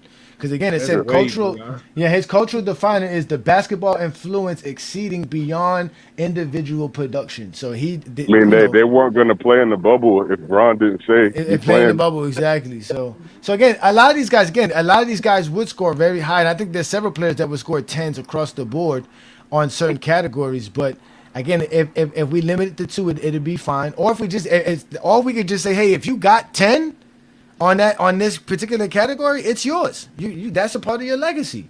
You just have more, and that would even make it better. The more legacy definers you have, the more greater you are. You see what I'm saying? Yeah. Well, amazing. Financial impact would fall around innovation or cultural impact or cultural definer. But we have to find, this is one that we were having trouble with here, New World. It was called impact definer. Now, impact definer is basically how dramatically a player affects a game beyond their box score accounting. So that's like the Oh, so Draymond like Greens, the game, the not Scottie outside Pippens. the game. Okay, so Yeah, I exactly. was The Bruce Bowens, you know what I'm saying? The Bruce Bowens and guys yeah. like that. You see what I'm saying? Those type I mean, of players. even The Derek LeBron James Fishers. don't own this category too, because you see LeBron's on and off numbers, nigga, when he's on the court versus when he's off the court. I think LeBron takes his number 10 in that category too. Well, no, again, this is beyond the box score. So this is beyond the on and off numbers, like beyond just looking at stats. This is their impact because of what they do on the court, like Rondo and stuff like that. The little things that Rondo used to do, like I said, the Draymond Greens, the Scotties, the Dennis Rodmans, the guys that do the little things, the Tony Allens, like I said, the Battiers. Yeah. The Bam out of bio. You had to sneak that in there. Hey, no, but let's talk about That's it. why Like you can't Devin throw away Booker, that hat. Every time you throw it away, it keeps appearing. Every time you are cursed. You are cursed every time. You are. Oh, I'm telling you. I was late. I was late coming on because I couldn't find the hat, and I said, "Let me start this show without this hat." They gonna No, you talk can't about do it. that. Let You me can't find do this that. hat. That'll be when Twin Man pop up and get on you, man. Yes. Yeah. But we got It's 2 just cents in the crazy. building, man. What's good, 2 cents, man? You hear What's what up, we 2 talking Cents? here, man. We having some fun. This is right up your alley, 2 cents. This is perfect. This, like you said, this is where we get beyond the numbers, beyond the accolades, and we talk about a player's legacy, their historical, significant, distinctive attribute that separates them amongst all players that ever played. This is what we're talking about. What do you think about this topic and the discussion we're having? Yeah, I mean, a list like this is, I'm really pro MJ, but I know who the GOAT is. You just can't change. You can't change that. But this is more of leans towards MJ when you put the numbers together, like the list we had last week. Yeah, I mean he would excel over a lot of other players at this point in time. And I'm looking at him like, yeah. And some of the stuff that we're saying, I mean, it's like, you don't know that. I can say that. I'm thinking in my head, I'm like, what? If he would have did this and that, you don't know that. But it'd be hypothetical, and I'm not interested in arguing somebody's hypothetical. And a lot of them are hypothetical. And when you can do things that's measurable, a lot of times people argue about things that's too subjective or it's intangible type of things. We're talking about, no, what can we actually measure and be fair about it? Take your biasness out of it and just measure it exactly the way it is. And I like this list the way y'all got it set up. Nah, I appreciate it. So Today's show is to help Michael Jordan. That's why Johnny came up with this, because he's trying to push Jordan up. So he's a zesty. He just don't want to. He's telling y'all and not it's for telling y'all. Kobe. It's really for Kobe. I need to find a way to make sure Kobe's in my top 10. Hey, King John, nigga, I was wondering if I had stumbled on the GOAT Jeffrey Kingdom today. I was wondering where Craig ass was at. Yes, I was like, where the fuck Craig at, nigga? That's what I'm saying. That's what he's doing. He's trying to help Jordan and Kobe to push him up, and it's just like. That's why I had the question. I was like, bro, what the fuck is this Mamba mentality, killer instinct shit? Like, how you gonna use that as a legacy definer? We don't even know what the fuck that shit is. But That's the thing. That's why it's really not just the Mamba mentality or just the killer instinct. It's the mentality definer, the competitive and psychological identity of a player. Guys like Michael Jordan, Kobe Bryant, and Larry Bird are known for their psychotic ways of being competitive and always going out there and having this mentality that's different from everybody else. That's fine. They could have that. Like that could be a part of their legacy. You see what I'm saying? So as an example, for me, Kobe Bryant would have the mentality definer and he would have skill definer. That would be his two top attributes for me.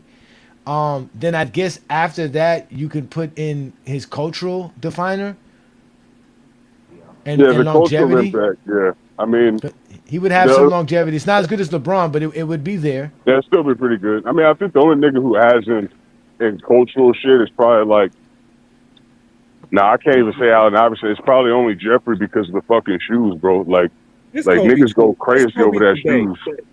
Nigga, them Jordan fans. Innovation. Like I said, yeah. Kobe would have skill, mentality, innovation, longevity, and cultural. That would be the things I think Kobe would score the highest in. Yeah, he would have cultural numbers. today just because the nigga died, bro. If he was still alive, I don't think he would be the same impact. Now, Kobe's always been a part of the culture, though. Kobe's always been a part of the culture. He's always, I'm talking about Kobe's always been a part of the culture, he man. wouldn't have a 10 in culture, I think. Took him over LeBron. Nah, Kobe's always been a part of the culture. Whether he was loved or hated, Kobe's always been a part of the culture. He's always been a part of the culture. He's always been a part of the culture, but it don't change the fact that he was also one of the most hated athletes ever, nigga, before he died. Like, I know that's a part of the culture. People hate 50 Cent, but he's a part of the culture. Oh, yeah, before he died, it changed. It changed before he died. People love Kobe. No, bro. I want to say that they started appreciating him more. But even then, B-Lee, like I said, I'm a Lakers fan, man. I didn't see very many people who were diehard Lakers have Kobe Highland ranked 7th on their fucking top 10. Adrian said, I told you it would help Kobe. He said, I saw it from the beginning. He said, as soon as he saw it, hey, Johnny's trying to help Kobe. Yeah, man, because every time we do a list, man, Kobe not top 10, man. Don't make no sense. We had Kevin Garnett in front of Kobe. No, that's crazy. He said, two cents say, no, that's crazy. That is a little having Kevin Garnett over Kobe. That's crazy as fuck. So I would never do that. Hey, 2 Cent whispered that one. He couldn't hold that one in. 2 Cent said, "Oh, that's crazy. That's crazy. That's crazy." I ain't think y'all heard me, but no. See, Kobe spent the rest of his career trying to clean up his name. When he did got that essay allegation, that kind of it's like they kind of shied away from it, and he still was doing his thing. And then they were like, man, this guy is it.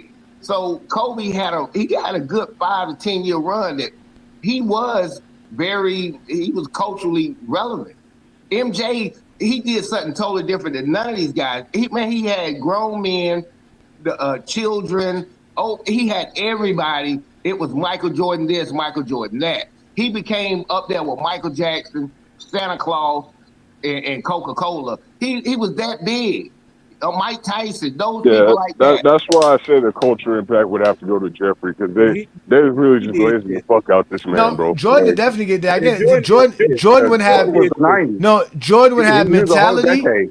No, Jordan would have mentality, winning, dominance, cultural, and archetype. That's what he would have. Jordan and innovation. Would have everything but longevity, I guess, according to his fans. No, I don't think Jordan's going to score over 7 in skill.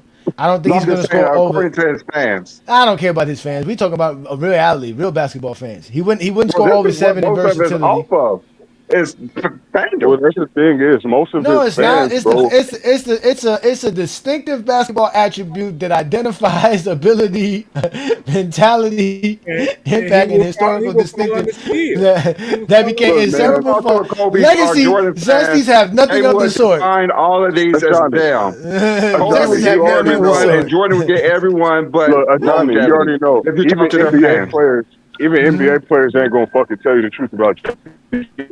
Every time. They'll take Gilbert Arenas, for example. I fuck with this nigga. But this nigga, when we were talking about some LeBron the GOAT, then we talking about some Jeffrey the GOAT. This nigga want to bring up Kobe in the conversation. I'm like, all right, but I know you can't tell the truth, bro. Like, your fandom is making you say shit that you would never say. But that's a They're part of still the in their legacy. That's Kobe what I'm number 2. saying. That's the point of the legacy. Like, Now it allows us okay, to be a little bit we of a won't fan. say it, but the Jordan and Kobe fans will say differently. That's They what I'm will saying. say it. Oh, like that's what I'm Nah, saying. we Their don't care fandom about makes them. them irrational about that. They need to come They'll up with never their know the truth about they need to them come up niggas, with man. their shit on their own. They can't take our shit and run with it. They can't run with our shit. It's done us. Brandon, you know the Heat retired Jordan jersey, right? So, Yeah. That's they cultural crazy definer. That's motherfuckers, bro. cultural definer. It's starting to come out today. Do you want to change the name of the show, John? No, Hey, no. okay, John, if you would you retire Michael Jordan's number with a different team if you was the owner? No. No, Okay, then, fuck like I said, like most of the people who would look at this would disagree with what we were saying. The Jordan and Kobe fans would disagree. That's what I'm saying. Like and it's the way it's a lot we of will Kobe measure fans. is the opposite of what they would measure. That's all I'm saying. I know that, I but that's just- why we giving them the measurement. They don't get the measure. We know they can't measure. They can't count. Brandon, they can't But count. we're measuring it off of what they think. That's the Yes, issue. that's what No, we today's- measure that's off of why I what we said- think. This gives us an that's why I opportunity said to be subjective. Today's This is show for us. based off journalism. You wait, Brandon. You really think Journalism this? is a big impact on today's show? You really think the This is the Zesties? whole reason for it. I thought that's No. why you was doing it because You of Jordan think- Kobe. You think the Zesties need us to be zesty? They don't need us to be zesty. They're already zesty. This is for us. This is so that we can be a little subjective, so that we don't always have to be talking the numbers and stuff like that. We can say, hey, we've defined players' legacy, and we can look at them and say, man, Kobe don't got no winning definer. Oh, where he get that winning definer? I think we have to go off the fan because if we're going off what we thinking, we still basing our numbers, our thoughts based off the numbers. Yeah, of course we can do that. We said that we can use the numbers. Yeah, we can't just give Kobe defining winning for no reason. I thought we was pushing the numbers to the No, side. remember what it said. Let me show you. Remember what it said here. It said, oh no, wait, let me get it back again. It said, oh, there it goes. It says the evidence can include statistics and accolades without the legacy definer simply being another statistic and accolade. So it can't just be like how these guys were just throwing out 9 all defensive teams. So 9 all defensive team makes Jordan everything in every category. Nah, it don't work that way. Hey, happy birthday, rest in peace, Kobe. Today is birthday, y'all. Today Rest is in Kobe's peace, Kobe. birthday? I I forgot. didn't know that. See, look, I did this for Kobe. We Listen, said that a long time ago. You just the one who didn't want to take it. The only birthday that's recognizable is LeBron. To be honest with you, I watched a lot of basketball. He might have the most defined birthday because it was right at it's like New Year's or something crazy like that. So it's New easy to Year's remember. Eve. New Year's Eve. Here, Capricorn. You know, Capricorns are the best, number one in the world. So I get it.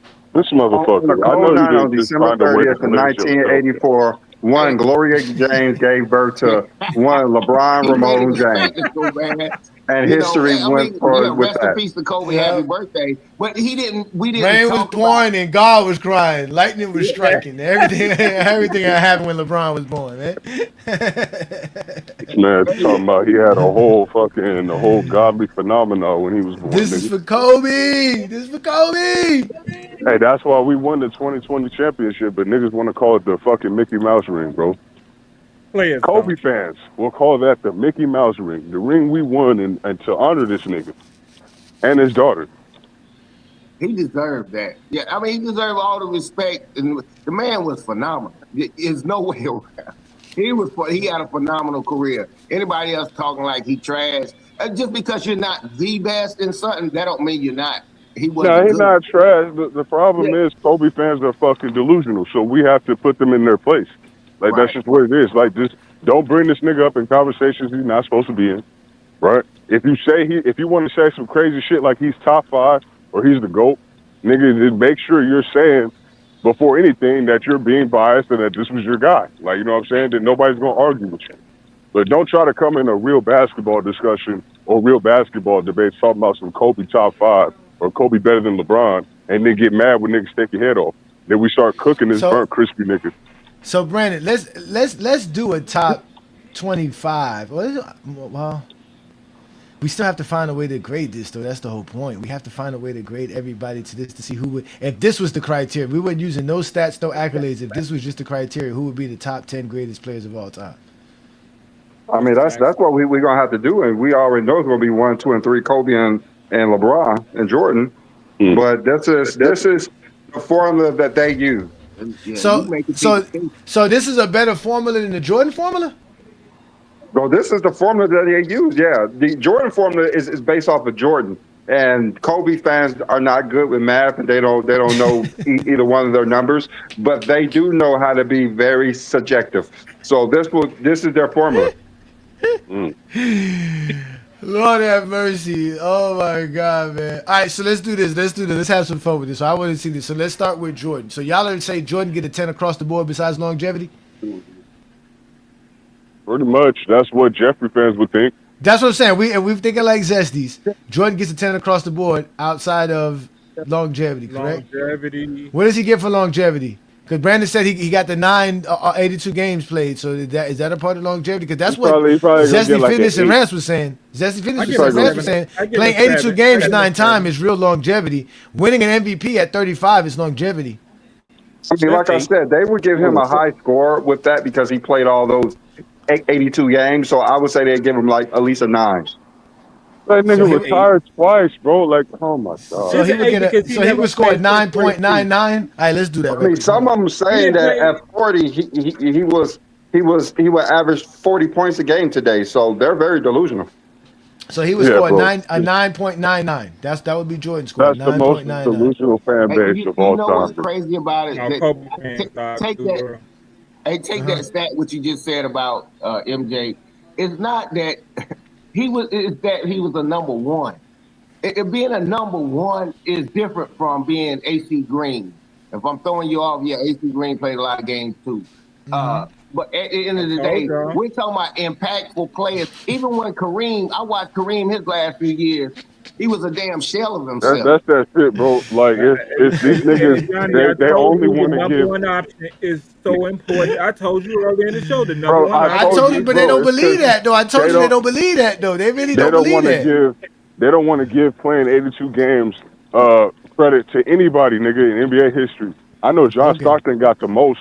I know Robert Parrish done played several 82 game seasons. Nigga had the most games played ever. These niggas don't care about that shit, bro.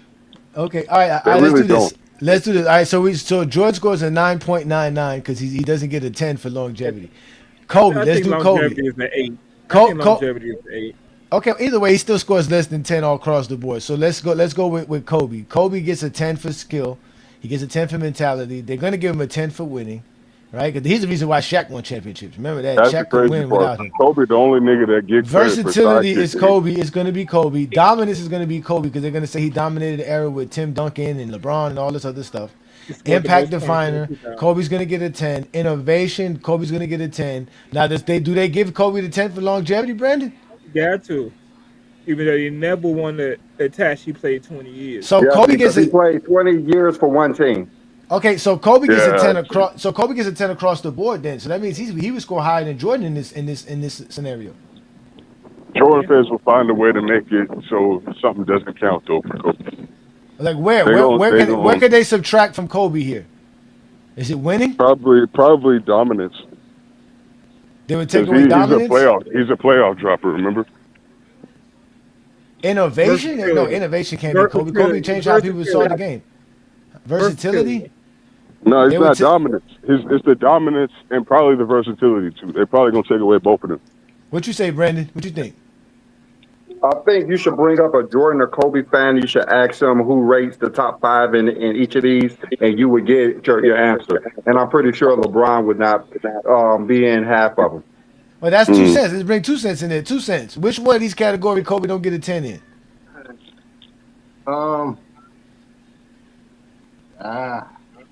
He pretty much checks off all of those. And yeah, for me, he does check off all of these.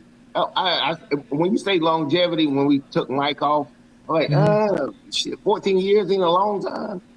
Well, no, we got to remember the longevity is depending on how the Zesties see it. Are the Zesties gonna give Jordan a 10 for longevity? Yeah, if you're from Carolina.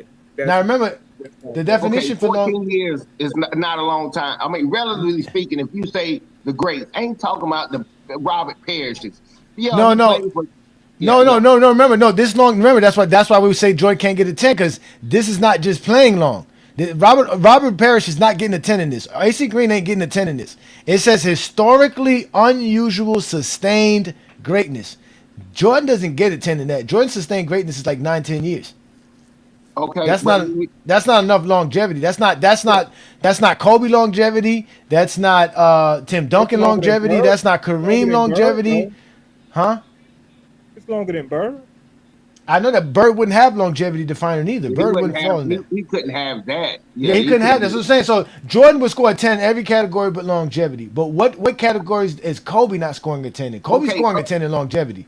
Okay, but here's the thing about when we keep saying longevity. I don't want you to just be in the game. Look, hell, Vince Carter got longevity. He was crap. I mean, he ain't saying he was just totally crap. He played on crappy teams. Kobe played on. Man, we forgot. I'm gonna let you talk 2 cents because I listened to you. But did you listen when I said it has to be sustained greatness, not just playing?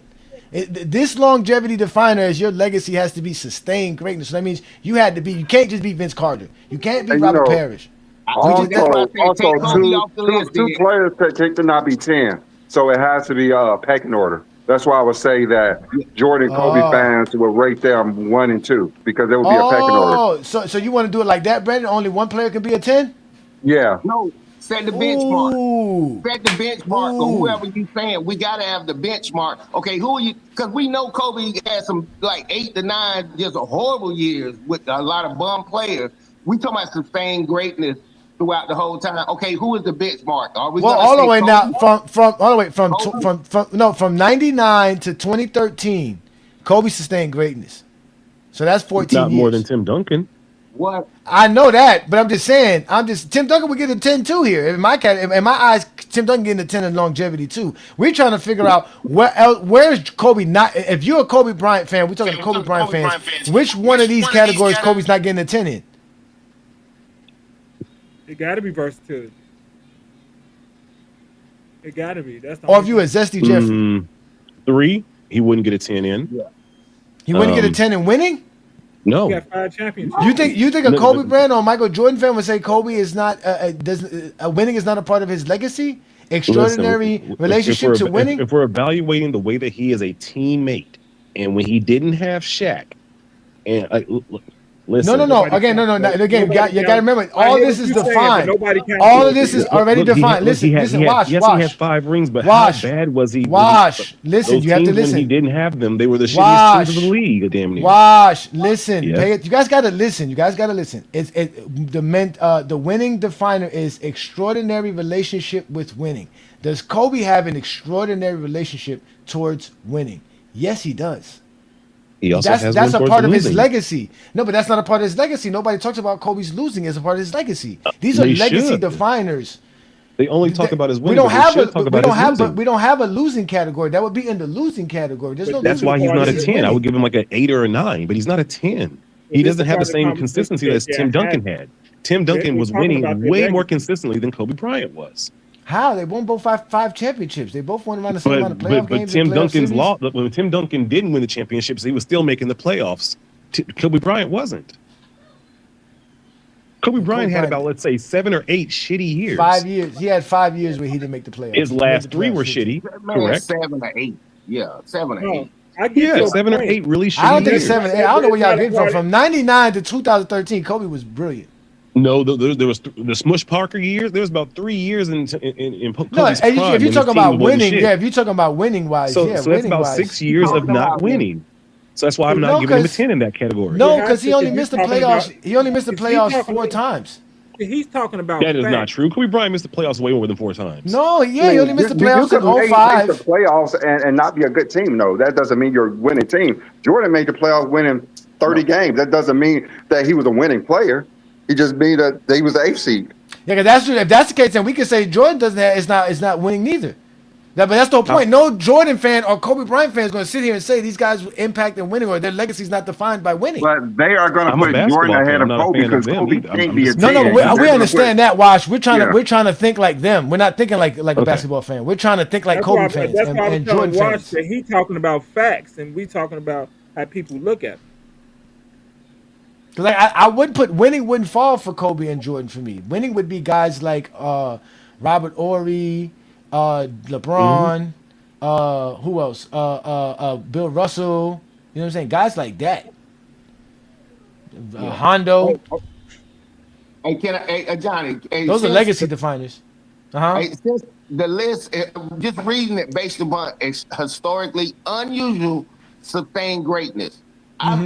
It's only a few people that I can think of that had a run. It ain't saying you played 20 years or 30 years. That's not what it's saying. Yeah. The run that Michael Jordan had from the time he won that first championship all the way up. I'm talking about all the MVPs, scoring titles, defensive. That's 6 seasons. That's not longevity. Okay. Tell me anybody else that had a run that was better than that. Kobe or LeBron. Tell me sustained greatness. I ain't talking about win one here. What? Then play from 2008 to 2021, LeBron sustained greatness. Kobe was from 99 to 2013. What are you talking about? Okay. That's what I'm saying. No, he's saying look, Jordan had about a 9-year run, and in that 9-year That's what I said. run, It was a 9-year he won run. 6 rings. So that's a different that's a different level of. But that's not longevity, though. But that's not longevity. Longevity is again historically unusual sustained greatness. Being great for 9 years. How many years would you say is longevity? Yeah, 12. How many years would you say is longevity? 12. How long is sustained greatness? Is again, it has to be unusually. It says unusual. I would say 9 years is pretty historically unusual. There's a lot of guys who had great 9-year runs. Wait, hold up, bam. 6 rings. It made the playoffs in that 9 years and was pretty much like seen as that's the best point player. of this. That's the point. You can't throw 6 rings for longevity. That's I'm where the winning falls in that. 9 That's what I'm years saying. is longevity, isn't it? No, it's nine. 9 years is not. It's not historically unusual. 9 years is not historically unusual. That's average for a great player. Exactly. That's about average for a great player. That's average for any great player. Magic Johnson, Larry Bird. Bird had a back injury by year 6 or 7. Larry 9 Bird years being was at the top of the balling. league is pretty rare. Larry Bird was balling until like the 89. Name me He had a 5 good players 8-9 year that was run. dominating for 9 years. Decade of being dominant, so that's 10 years.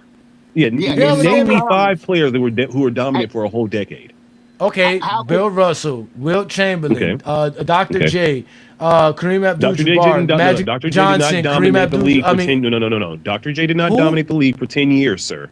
No. He dominated basketball. We count the ABA. We count the ABA, sir. We count the ABA here. We count the ABA here in Go James Kingdom. Okay. He dominated for 10 years, without a doubt. Okay, no. If you're counting the ABA, then yes. Okay. Yeah. Magic Johnson, Larry Bird. Come on now. We could name 20. Come on, man. I can even bring Karl Malone into this. Okay.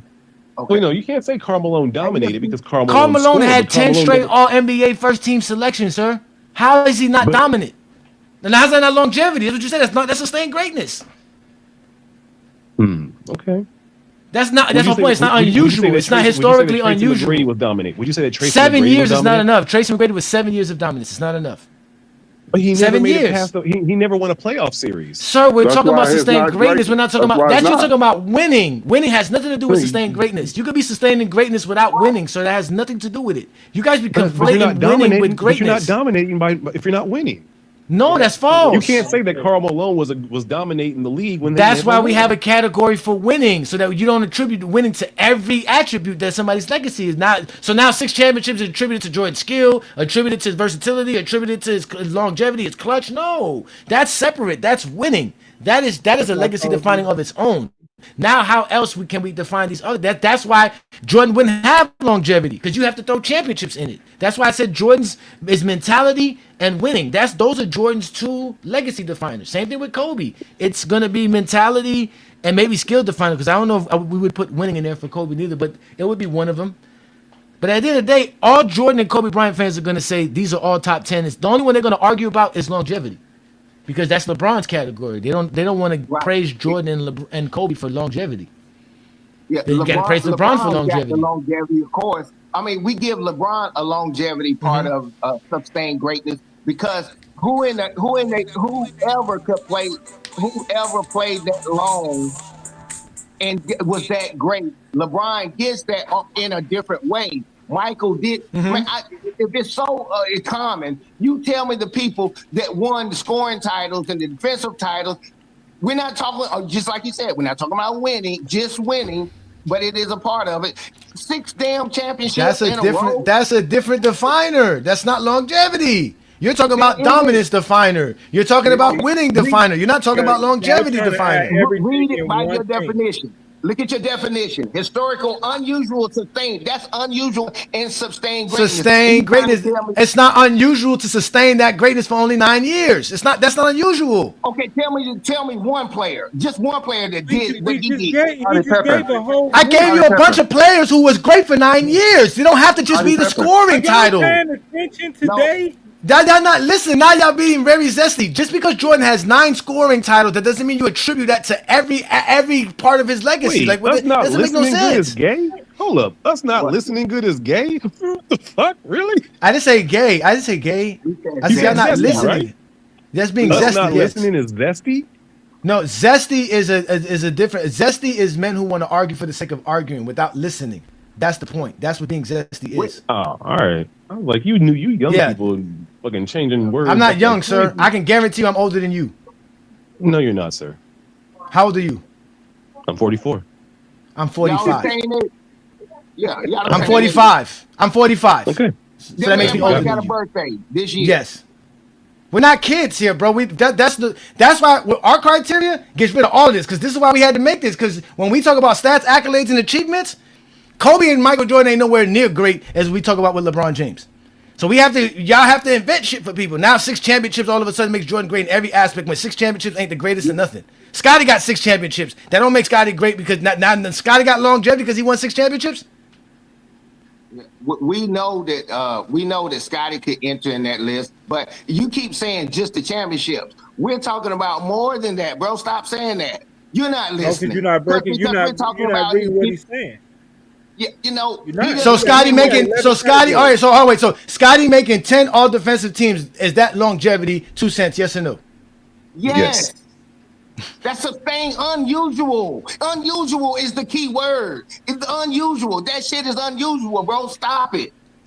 No, it's not. Being great for 10 years is not unusual. No, don't move Damn, the ball. it Stay is, right though. here. No, because this is where dominance would fall, and that's why there's a category for dominance, because dominance tells you here. It tells you right here the degree in which a player's overwhelmed his era. 10 defensive selections in one era, that's rare. That would put him in a dominance category, not in the longevity category. It's both, isn't it? He had longevity for 10 years to be that good in defense.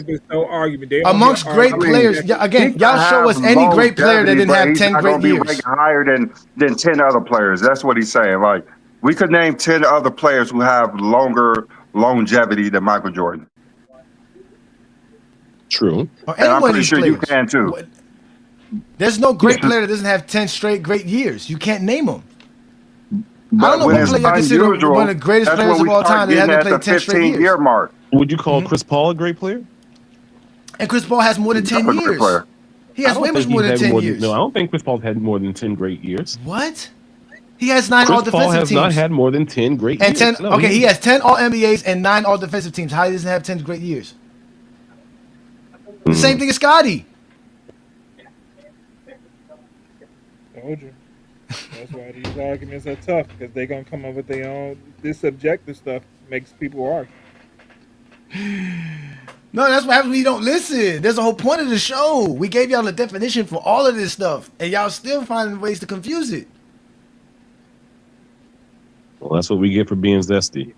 Yes, don't be zesty. We are the cures of being zesty here in Go James Kingdom. Zesty Jeffries get cured over here. We got the remedy to resolve all of that.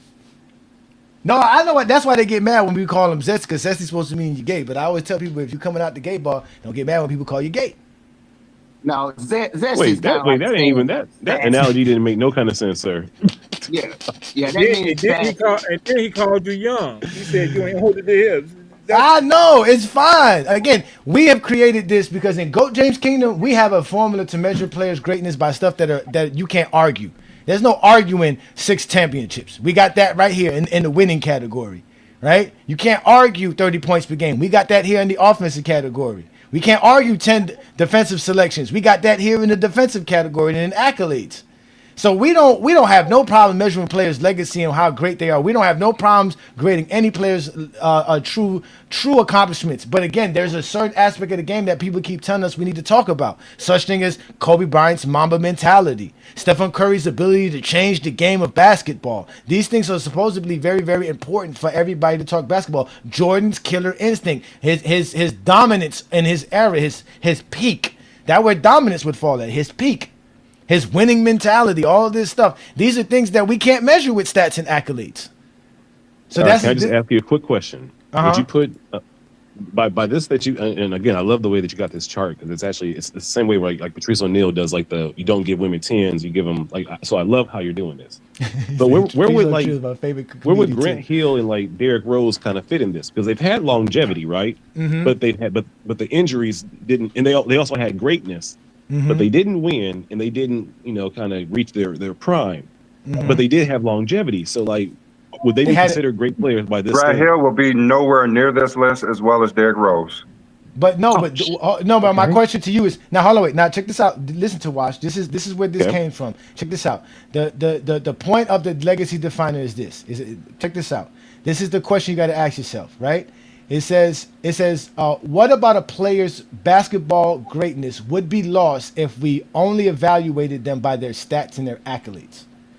If you say there's nothing that's lost by us just talking about Grant Hill's resume, meaning just what he put as far as statistically and accolades, then he doesn't have a legacy definer on his resume. Now, if there is something that we cannot attribute to just the stats and the accolades, then that is what is considered a legacy defining attribute. But what about the eye test for those of us who have that's seen the same thing. The eye test. The eye test is based on what? The eye test is based on what? On attributes you can't see exactly that you can't see in the stats and the accolades. But it's not just eye test, because your eye test evaluates every player. What is your eye test seeing? You're seeing Kobe Bryant's Mamba mentality. You're seeing Stephen Curry's greatness in shooting. You're seeing LeBron James's ability to be versatile. You saw Bill Russell's ability to be the greatest winner of all time. These are legacy defining attributes that are not seen in just the stats and the accolades, because that's what we're trying to add to this scenario.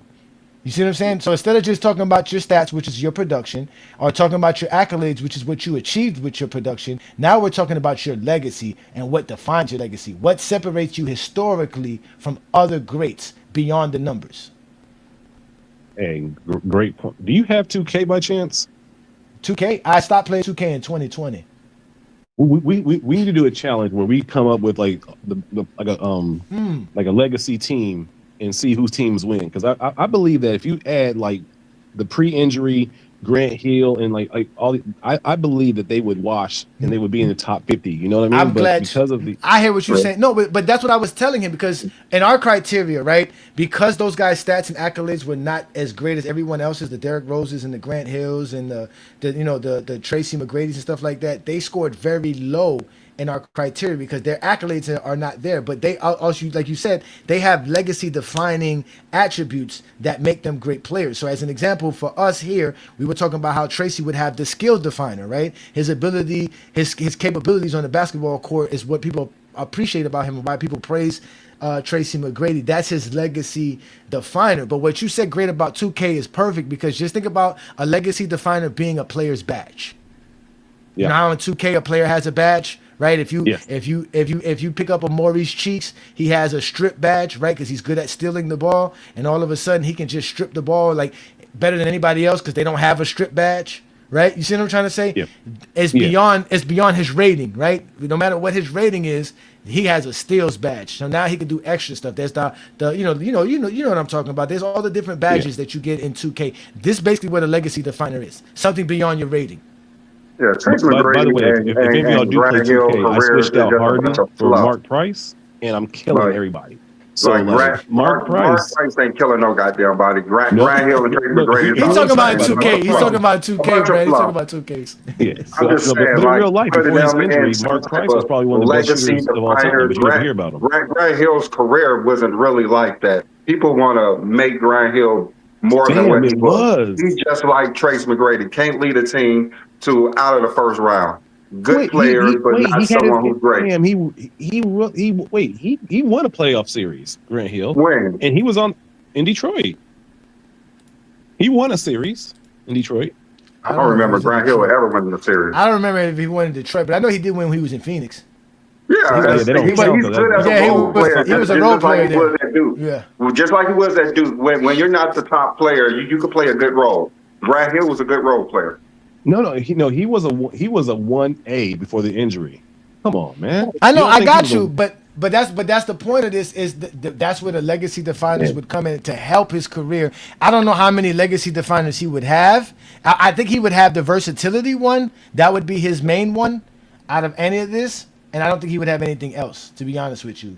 So I think Grant Hill's legacy is known for being a versatile player. He was supposed to be LeBron before LeBron. He was supposed to be the next step from Scottie Pippen.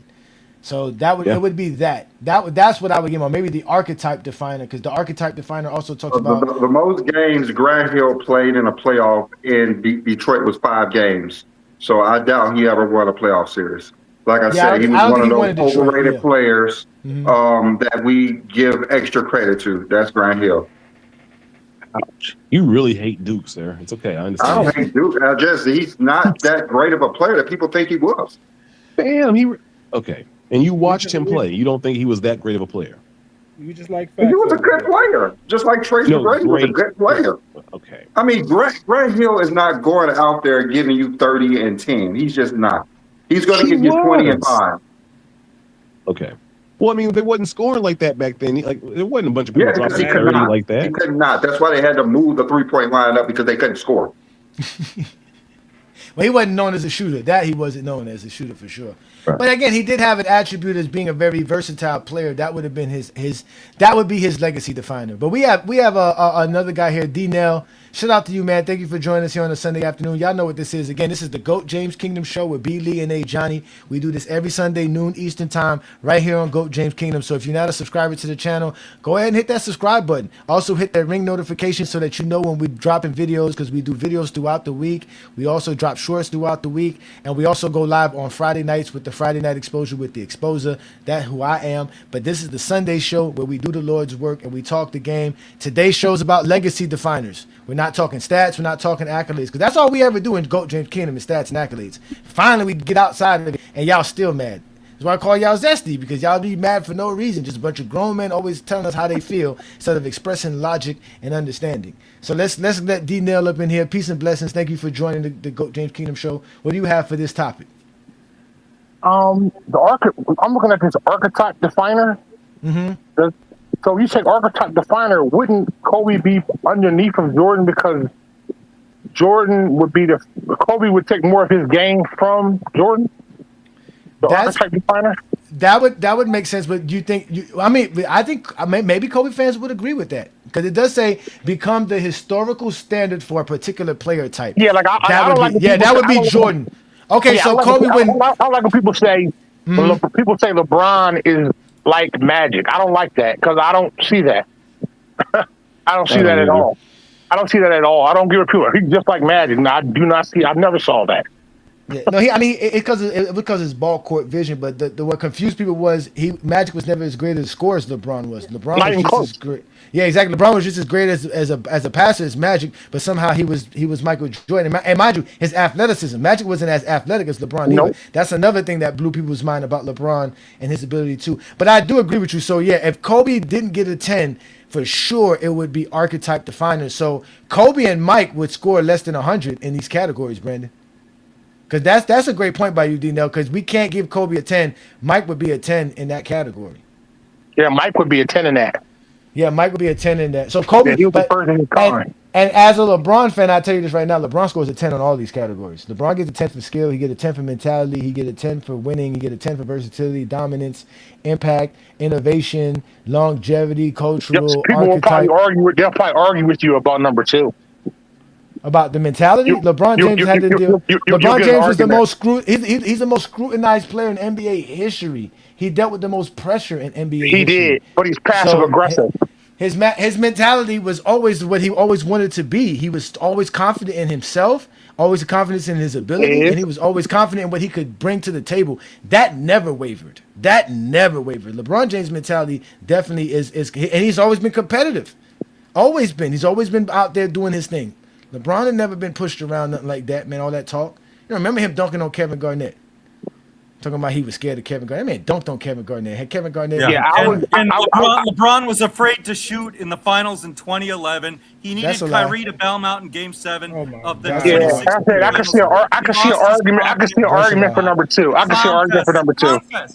Yeah, but everything else, skill definer. I can see it. Winning, definitely. Versatility, definitely. Dominance, yes. Impact, yes. Dominant. Wait. Hold on. He has the most playoff losses of any player in NBA. Hold on. You're going to get those losses if you play a long time, bro. That's like somebody saying, so let me ask you a question. Hold on. You're going to get that the longer you play. Why doesn't Say what? Wait your turn, Brandon. Brandon, wait your turn. When Kareem retired, he had the most losses in NBA history. You can't. Like, my thing is. Yeah, because you have to wait your turn. You always be disruptive. When you have these arguments, you can't argue out of emotion either. Like, see, that's what he's gonna do. No, none of this has anything to do with dominance or anything of the sort. What is he talking about? Jordan has 5 losing seasons. What are you talking about? He's 1-9 without Scottie Pippen. Like, so we can't say Jordan did dominate nothing. What are you talking about? Yeah, I like Jordan over LeBron, but I don't like that people don't think this argument is not real. That's why it's been going on for 20-something years. It is real. If you can't see that it's real, the overwhelming consensus is there's no overwhelming consensus. Shut up and listen first. Yes, go there ahead. is. You shut up. Okay, go. No, of course. Okay, so here's the thing. You say he's gone. We don't allow disrespect on Coach James Kingdom, man. It's a show of basketball fans who can talk basketball, not a bunch of idiots. Go ahead. Hey, I mean, again, if he believes there's a consensus, I can see again. I understand what he means because for a generation, Michael Jordan had the sneakers and the TV and the cartoons and all that. So there's going to be a consensus because he raised generations of people. That doesn't fall in dominance. If you want to talk about sneaker sales, that falls in cultural. No. Dominance. Somebody said something earlier. I don't know who it was on here. Somebody did say when it came to dominance. So for instance, when you start from 1990 or 91, from 91 to that was at 98. You have a stretch where you get 2 3-peats. Who else has 2 3-peats? That doesn't matter. That has to matter. 2 3-peats. Let them go, Asante. Don't worry about that, Asante. They're just helping us. Let them continue to say that. It's fine. That has to matter. 2 3-peats have to matter. Well, that's a part of winning. Right. That's not dominance. And that's dominating your era. No, again, dominating in your era says degree in which a player overwhelmed his era. The Bulls winning 6 championships is not a player overwhelming his era. Then you have to give dominance to Scottie Pippen. Are you going to give Scottie Pippen the same dominance? You cannot because he's not 1A on that team. Jordan's 2 3-peats. Jordan's 2 3-peats is extraordinary relationship to winning. That's correct. What it is. That defines his winning. That's not his dominance. Dominance is the degree in which a player overwhelmed his era. Did Jordan? Okay, so that's fine. So that's fine. That's the difference. That's different. Okay, so that's fine. So let's leave it there. That's fine. So you want to take a championship out? That's cool. Okay, so during his era, how many MVPs did he have during his era? That's 5. That's why he would have some dominance. Yes, we would agree. Jordan would have dominance. Okay. Nobody took that from Jordan. But LeBron would have that as well. LeBron has 4 MVPs in his era, more than anybody else. So that's dominating his era as well. So dominance will fall under LeBron. He would have 10 there as well. Okay. So I won't interrupt. I mean, hold on. You already interrupted. As soon as I let you up, you started interrupting.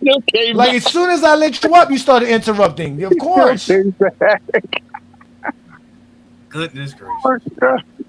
I mean, you gotta stop arguing. I mean, I'm with you. I hear what you're saying, but you just argue out of emotion. That's the only problem. You can't argue out of emotion. Nah, forget if he has emotion or not. Let's just hear if he has some logic. Now, go ahead, Brandon. He's gonna let you speak. Go.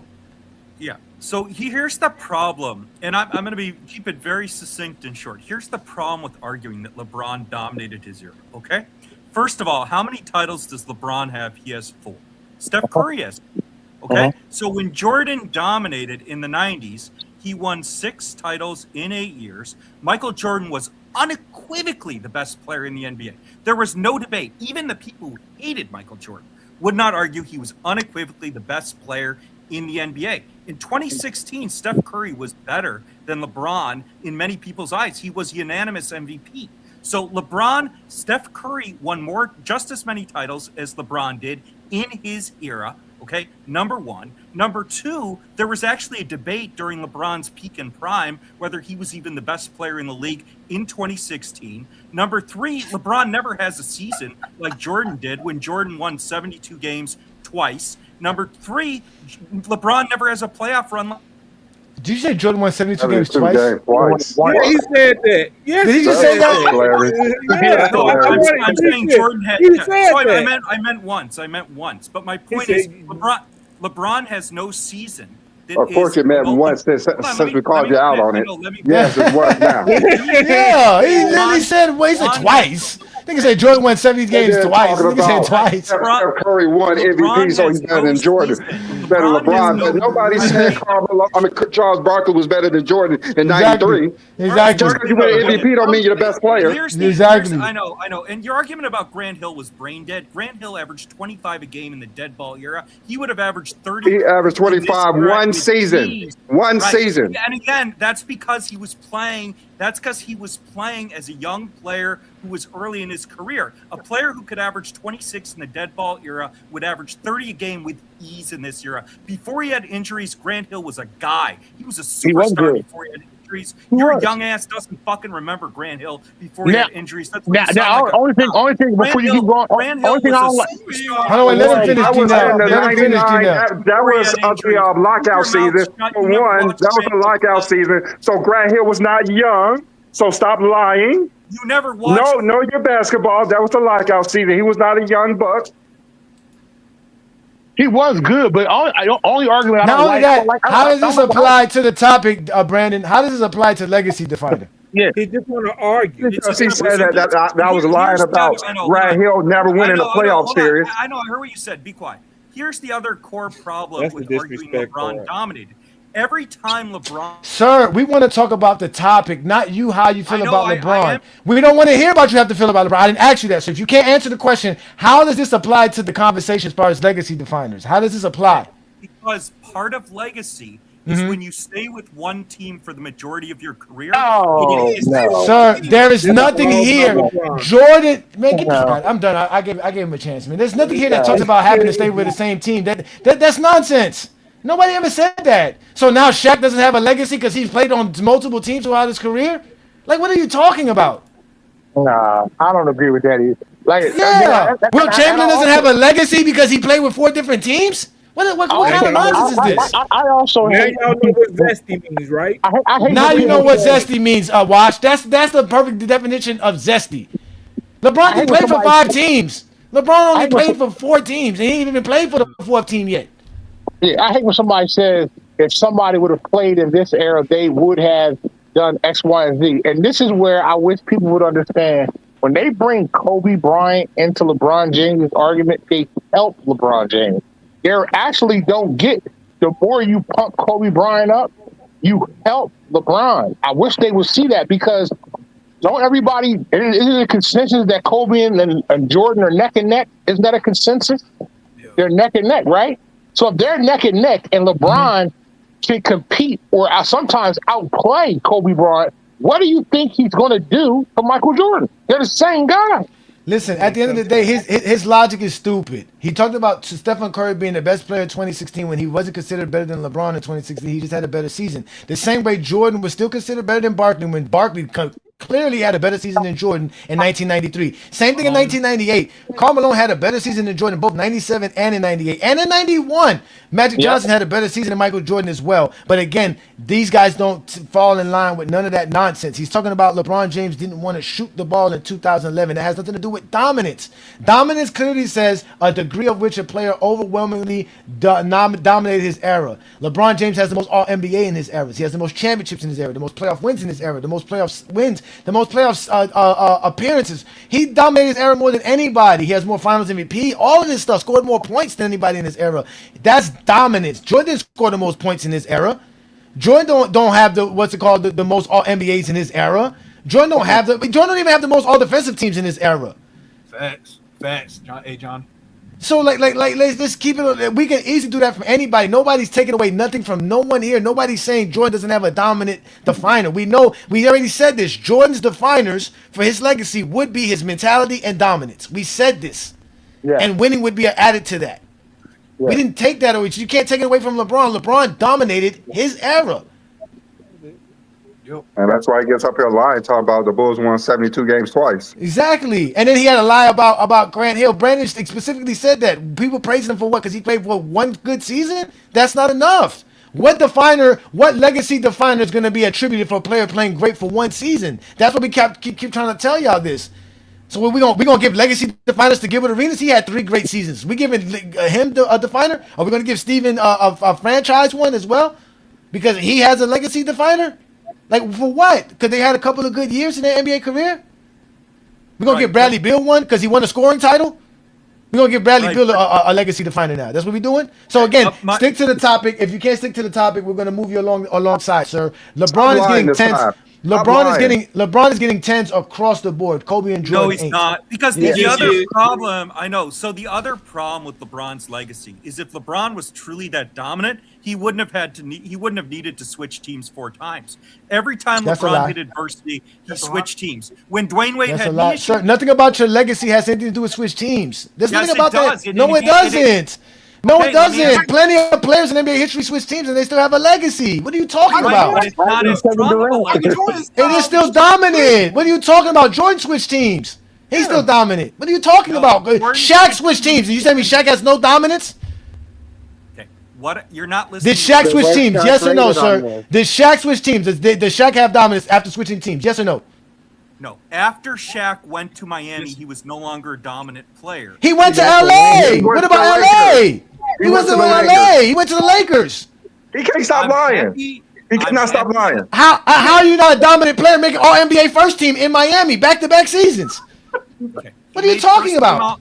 He made first team All NBA in Miami because the center position was complete trash those years. That's dominating, just like Jordan. Jordan's position was trash. Just like Jordan. It sure was. No. Jordan just like Jordan's position was trash. That's why you dominate, because you're that much better than the players underneath you. You got to call them trash. That's how dominant you were. So I'm happy to go back and forth with you, but you muted my mic every second. So no, I have to mute your mic because you can't bring up stuff we don't want to talk about. None of that is attributed to dominance, sir.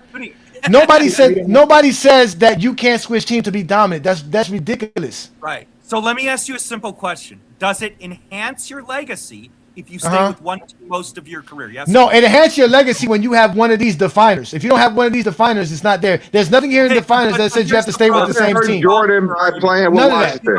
Does it hurt Jordan by playing with Washington? It did. Of course, it hurts his career by playing Washington. That's why they don't want to talk about it. That's why they don't want to talk about it. Playing for Washington, yes or no? Exactly. He won't answer that one. I know. I'm going back and forth with him. If a player is truly that dominant, they wouldn't need to switch teams 4 times. That's a lie. That's a lie. That's a lie. What dominant player switches teams? Will Chamberlain. Will Chamberlain switched 4 teams. Will Chamberlain. You dummy. Right. And Will Chamberlain was not a dominant player. What? Will Chamberlain not dominant. I hope we getting a clear understanding what zesty means. Example. Will Chamberlain wasn't dominant? Damn, that's crazy. What are you talking about? Hey. Will Chamberlain literally owns the record book, bro. Wow. Wow. You gotta rethink that when you say that. No, he don't. That's how he think. Wow. Yeah, I can't agree with you on that one, bro. Not dominant? Now you might not say he was a big time winner, but you can't say he wasn't dominant. Right. Dominant. The man literally owned all the records when he retired. You got to ask yourself this. What is it about saying LeBron James has dominance at definer in his legacy that hurts Jordan or Kobe? Nothing. It doesn't. That shows there's insecurity. I told you, if I argued against anything, I told you it's going to be his mentality. I'm going to argue against it. Everything else, yes, I'm going to argue mentality. Like, it don't make no sense that Zesties have to be this upset that LeBron is great. He is great. I don't even understand your mentality argument. I would have to say the mentality argument is going to be because again, you cannot take away 2000. People will say, "Oh, stop using 2011." It happened. It happened. Now you guys are going to say it's X's and O's, and it's not Well, X's and O's. hold up. I do have a question. I do have a question. Do you put Kobe high in this ranking? And what? Mentality. The mentality. Yeah. Yes, I do. So, okay, all right. So would you say he would take a hit for not shooting in a game 7 and losing the series after being up 3-1? He would take a hit, yes. Okay, would you say that he literally outshot the whole team because he was trying to get a Finals MVP in 2004? Would that take a hit?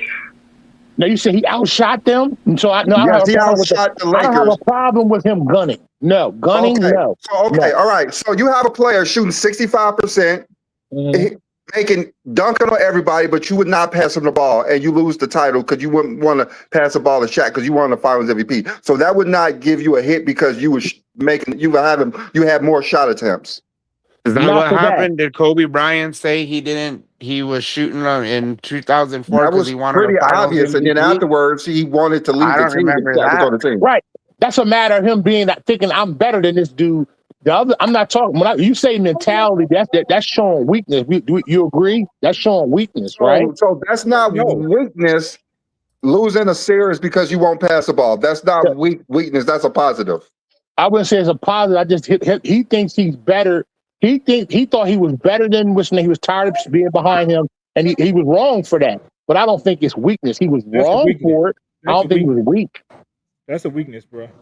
So that's a positive that he lost a playoff series because he didn't want to pass the ball. So that's a positive that he outshot them and lost the title. I wouldn't say it's weakness. I just think he got tired of playing behind him. Like he believed in himself to a point where he was like, I'm not being behind this guy. Now, again, I don't think he was right for it, but I wouldn't call him weak either. Tell me what happened with Kobe in 2011. Say again? What happened with Kobe in 2011? Oh, they got swept too. So they got took out of there too. Kobe take a hit for that. So Kobe doesn't take any hits. No, he doesn't take any hits for his play. Just came off with 3 straight finals appearances and back-to-back championships when they got swept by Dallas, bro. They had a lot of miles on them bodies. So he doesn't take any hits, basally. Doesn't matter what he do on the court. I'm not saying he doesn't positive. take a hit, but why are you trying to diminish that same Mavericks team beat 3-all, the Heatles, because bro, when LeBron underperforms, he actually takes a hit. You don't want to put a knock on LeBron for scoring 8 points in an NBA Finals game, but you want to knock the Lakers. You want to knock Kobe Bryant. You have to listen. I didn't say anything about Kobe take. I'm asking you, does Kobe underperform and take a hit? You guys said no. LeBron underperform and take a hit. So it's a separate category for LeBron James. And I want to know why. It's because why do LeBron take a hit and Kobe Bryant do not take a hit? Kobe Bryant does take a hit. Even according to your guys' little formula there, Kobe Bryant takes a hit. And LeBron James is 10s all the way across the board. But everyone else is zesty, bro. That's ridiculous. That's what he just said. Ridiculous. We got a GOAT James Kingdom who created his own criteria, calling everyone zesty, and is going to put 10s across the board for LeBron James. But everyone else is stupid. I mean, I'm not even talking. I'm literally talking to you like a basketball fan. Like you say, LeBron takes a hit for underperforming, but somehow Kobe never takes a hit for underperforming. He does. He got eaten alive with the Sun series, bro. They blew a 3-1 lead, and he didn't. You're saying he does not take a hit. You're still going to rate him not above saying LeBron that. James, right? I never said that. I'm saying he does take a hit. He took a hit then. He took a hit in Detroit. That was a bad series for him. And he rightfully so got criticism for it. Yeah. All right. Okay, that's cool. So would you still rate Kobe above LeBron James? Yes, sir. Okay. I do not. Why? It's my own personal preference, man. I ain't hating on LeBron James. I think Kobe Bryant, LeBron James, Michael Jordan's, Larry Bird's, Wilt Chamberlain, these guys, they're all at the table, man. Where you want to place them is whatever, I just don't like the everyone getting. I mean, it's my preference, man. I think Kobe's got what more. If you want to go by, he's got more titles, but that's a team thing, man. I don't know. I just liked his style more. I like the way he No, played I'm more. not. I'm not talking about who you like better as a player, but I'm talking about what we're discussing. His mentality. Like why? Like what makes his mentality above LeBron James? I mean, it's right there, man. I mean, he's goes harder. He don't stop. Even LeBron James himself said that He Mamba goes harder mentality. in what? He learned some things from Kobe in the Olympics when they were teammates together about work ethic I and mean, it stuff was, it like was that. vice versa too.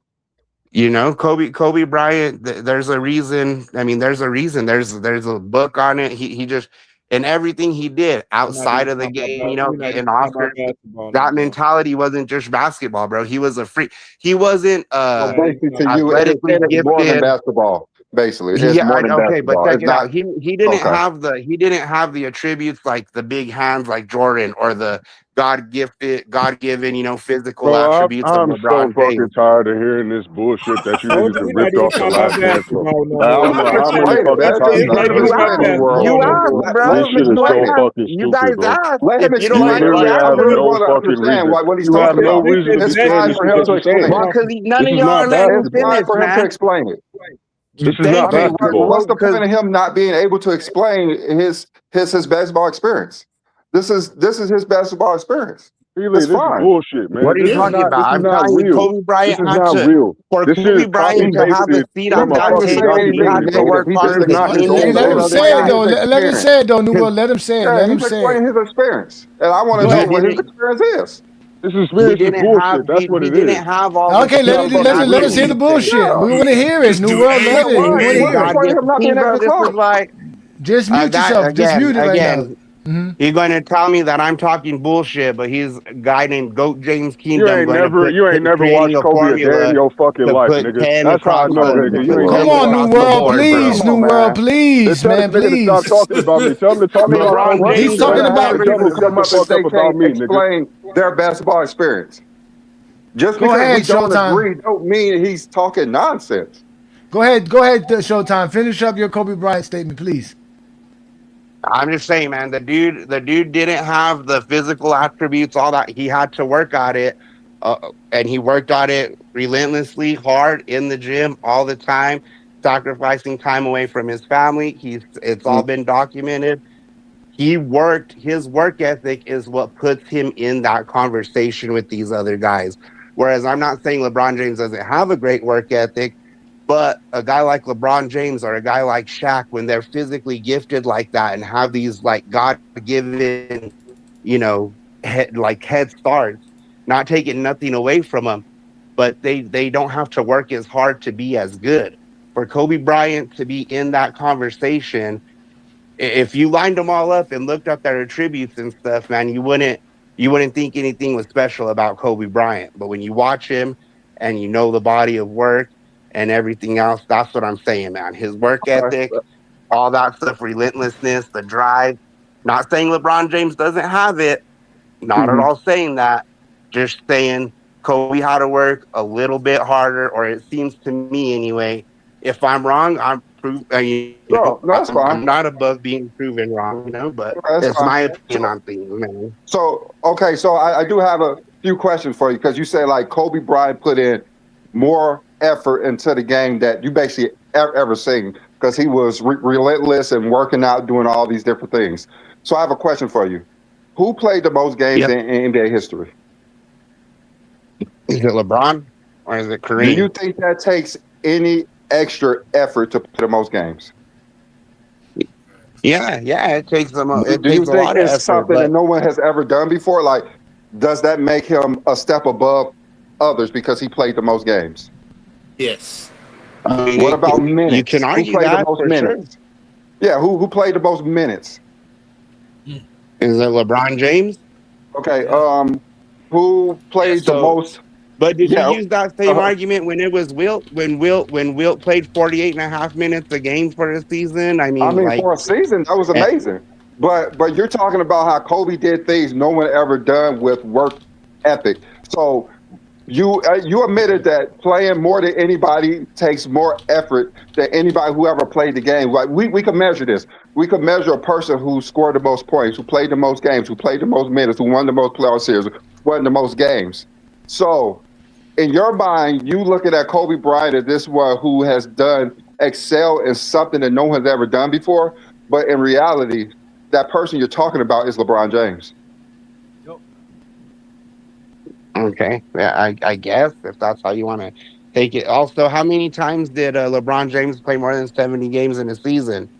How many times did Kobe? I mean, look at the amount of LeBron time. James averages 70 games. I'm not saying it's impressive. It is impressive to nigga. play 27 years, bro. It's impressive LeBron to play James been 27 playing more years, than but when you're 100 working games in with a load season, management, way more times when than you're Kobe's taking all ass, kinds of nigga. games, when LeBron you're went to taking all 8 straight kinds of finals, games nigga. off, He's playing when way you're more a fucking healthy games than scratch, Kobe, nigga. when you're a healthy scratch, He game also after didn't game miss after a game, playoff game. Well, it increases your I don't think you longevity. know Does that. it not? Hey, I Does it don't think not? you know that False. LeBron That's averages false. Does it not? more If you're games a per healthy season than scratch, Kobe and Jordan, right? if you're a healthy scratch That's a lie. LeBron's never been a healthy 3 scratch. weeks out of the LeBron has season, never does been that a not- healthy does scratch. that not help? Does that- LeBron's according never to you, had he a has- healthy scratch, he's sir. been questionable. Why He y'all sure don't has. listen? Jesus Christ, y'all don't He sure listen. has. He has not, sir. LeBron's played the most minutes in the most games in NBA history. You keep talking about playing games. Who's played more And than he LeBron? averaged more games Nobody. per season than Jordan and Kobe. What are you talking But- about? He's played more. Kobe came off the bench to start his career. LeBron wasn't coming off the bench to start his career. What are you talking about? That's why I don't let him Put speak, bro, context because I on already that. know when Put they're going to be on context some on fucking that. Why bullshit. was Yeah, Kobe Kobe coming was off not the good bench? enough His to time- start. Kobe was not good enough to start. Really? That's the Really? context. Okay. That's Hey, it. if He that's wasn't what good you enough wanna- to start. If that's what you want to say. Ain't no That's not what I want to say. That's what it was. That's a fact. That's a I fact. have a feeling that When Kobe was drafted, it was known that he was not going to play for 2-3 years. That's why they drafted him as such. That's why teams didn't pick him up early, because nobody was going to play Kobe. he was Nobody. not cool. He was not. The coach was not cool with having a high school kid on his team. and all No that. coach He was was. part of No that. coach Yeah, was, yeah, sir. no. No Don't coach even was. go there with that. No coach Don't was. even go No there coach with that. was. There was not a coach in the NBA in that era. There was It doesn't matter why it Kevin, didn't happen. because Kobe Didn't do it. was not Kevin Garnett. Kevin Garnett was better than Kobe coming out of high school. That's why. Kevin Garnett's 7 feet tall. Kobe's not. What are you talking That's about? true. That's true. You're 7 feet tall, but Okay, Kobe then. Bryant So was that's a ready- was difference. NBA ready, bro. He was. Kobe's not NBA ready. It was in it. So why was Jerry it? West So why thought was it? Oh wait. So why was it in his scouting report that he was not ready for 2 to 3 years from now? Why was it in his scouting report? Why was it there? Who made that scouting report? The Who put that Lakers. scouting report out? The That wasn't Lakers. Jerry West was said it? that. Jerry West said that. That was in Jerry West's scouting report for It's Kobe not Bryant. No bullshit, motherfucker. That's how I know Hey. you ain't never watched this nigga's career, bro. If you why actually do y'all let try them to stop talk me, bro? long enough, When I be letting these they would dig niggas go themselves off a every hole. time, bro. No, I heard what he Let him said, talk Brandon. long enough, I heard what he said, Brandon. I heard what he said. Didn't He think got was mad. going to be ready for 2 years. Why would he trade with the Hornets to get him, bro? That doesn't even make any sense, dude. Because that's why you drafted Because him. What are you Kobe wasn't talking gonna about? play for the You gotta Hornets. That's develop why. a player. Kobe literally bro. told everybody when he came into the draft that he was only going to play for the fucking Why Lakers. you think he went 13th? They weren't even wasn't going to gonna pick play him for that. 13th. He wasn't even going to get picked 13th. The Lakers told him to pick him 13th. He wasn't even going to go 13th. He was never going to play for no other team but the Lakers. Whose No, he fault would have is that played, Kobe but he had to wouldn't. come He off wouldn't. the But fucking even bench? but even that argument really don't matter. The point is he did not start coming in, so it don't matter why Exactly. it didn't happen, whether he was good enough or he wasn't. He didn't start. That's what people got. He wasn't good enough. The point, he wasn't good enough. There's nobody benching a good player for the sake of benching a good player. He wasn't good enough. That's it. Yeah, LeBron came in and started bro. off top. Okay, Yeah, that's just the bottom stop, line. Yeah, so Nigga, LeBron was that's our better than argument where Kobe you at can't say, 16, well, again, nigga. I'm with What are you. we talking about here? You can tell yourself what? that, bro. It's all good. Nigga, Kobe do you was mean? not better than Again, LeBron I'm when arguing LeBron was with the guy 16 who years old. created Nigga. a He's been better than this criteria nigga. that a guy named Yeah, Joe LeBron James was better Kingdom, than who Kobe in high created school. a That's a fact. criteria, All right, let him vent. Let him vent, y'all. He wants to vent. Let him vent. You let him Let's let him talk long vent. enough, number they dig one on themselves a across hole. the board. Okay, let him vent. Let Get him vent. out Go of ahead. here, bro. Go ahead, vent. Go ahead and vent. Ridiculous. Go ahead and vent. No, Go his ahead. whole thing is that LeBron can't beat tens across the board, but Go this ahead. No, nigga let him Kobe vent. Let somehow him vent. can, New nigga. World. Let him vent. New World. He wants to talk. Go ahead and vent, Mr. Showtime. Tell us all your worries and why you get mad at GOAT James Kingdom. Go ahead. No, I'm saying, dude, you guys are calling bullshit on me when GOAT James Kingdom creating a criteria of a bunch of bullshit that puts in his mind LeBron James tens across the board. Come on, bro. Come on, dude. People, I just told you bro. there's an argument He's against it. got It's the not that same it's amount not of that simple. championships as Steph Curry, less than Kobe Bryant. There's people in the two eras that he was prevalent in that were better than him, or at least as good as him, dude. He can't be the GOAT, bro. And I like your music, but you know it's true, bro. Results matter, 16 dude. and 6, You motherfucker. can play 27 games or 27 seasons and have 3,000 and whatever minutes, bro. And but yeah, I mean, if you play 40 years, it's going to happen, dude. Oh, salty. I'm even getting the music treatment.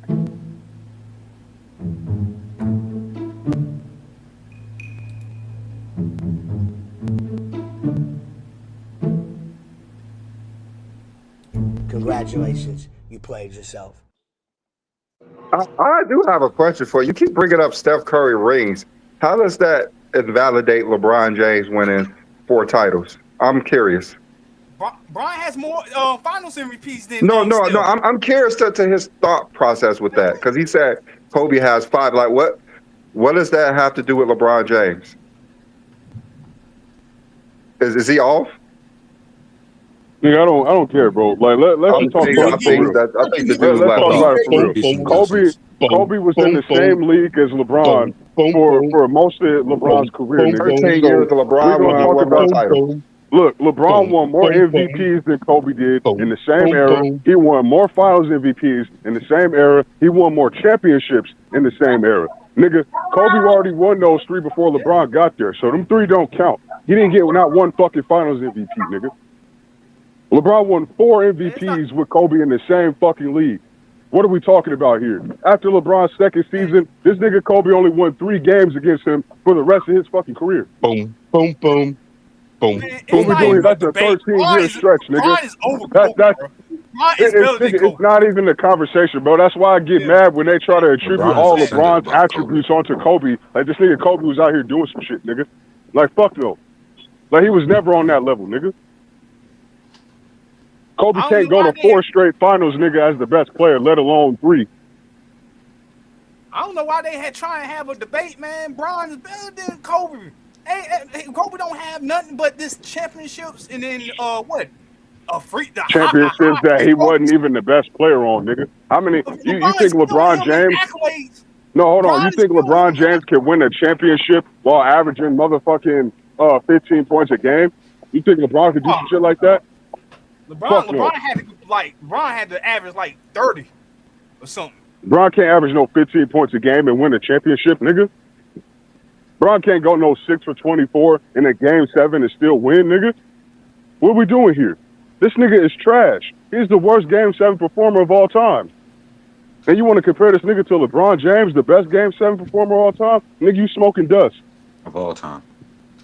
I just want to know. Nigga. I want to know, where does this apply to the legacy definer? Whatever it is that he's saying Kobe should have, where does it define it at? Because he keeps saying LeBron has all these great accolades and all these great achievements that we're supposed to ignore, which is fine. That's the point of the legacy definer. We're ignoring stats and accolades. Well, what does Kobe have here that makes him better than LeBron? Nothing at all. A Nike slogan. A Nike slogan. One more thing, right? You brought up MVPs, right? You brought up his shoes aren't even better than LeBron. You brought up LeBron James has all these MVPs. Let's hear what he got to say. Let's hear. You brought up LeBron James has all these MVPs. First of all, that's just like a popularity award, dude. The media loves him. Didn't like Kobe as much, and you know that's true. You don't agree with every MVP, but check this nugget out. There's been like 6 players in NBA history who have finished top 5 or higher in the MVP voting 10 or more times in their career. And of all of them have a minimum of 3 MVPs.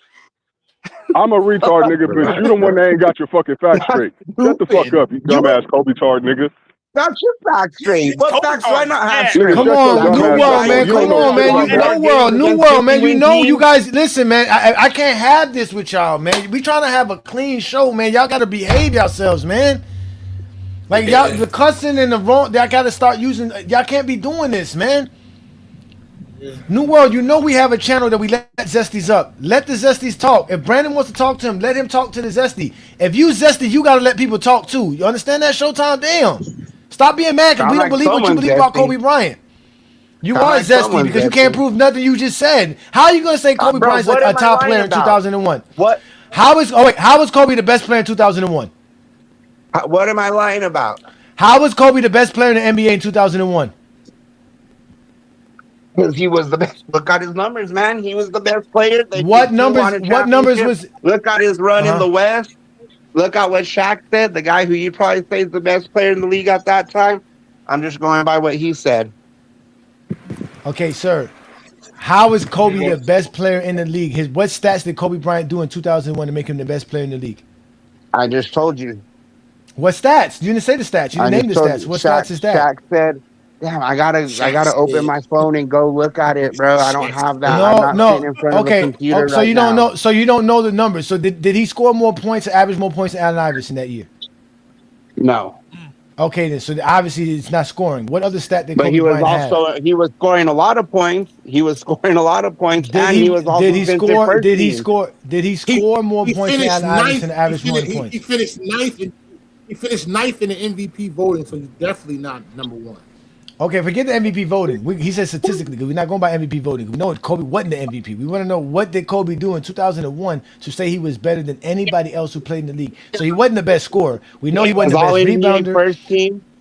Okay, but all NBA first team and an all NBA champion in the same season. Okay, so no other player in the league did it that year. Which means Shaq was all NBA first team and second team and made the championship and won Finals MVP.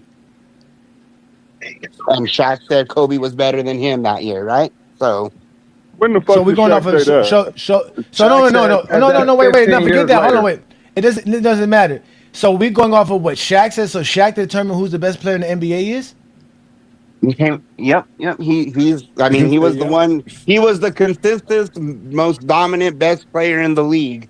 Okay, so I think his word has a little bit of weight. If Shaq thought Kobe was the best player in the league, why back when he came back into the league in 2003, he told Kobe to pass him the ball, that he was the best player. On ego, right?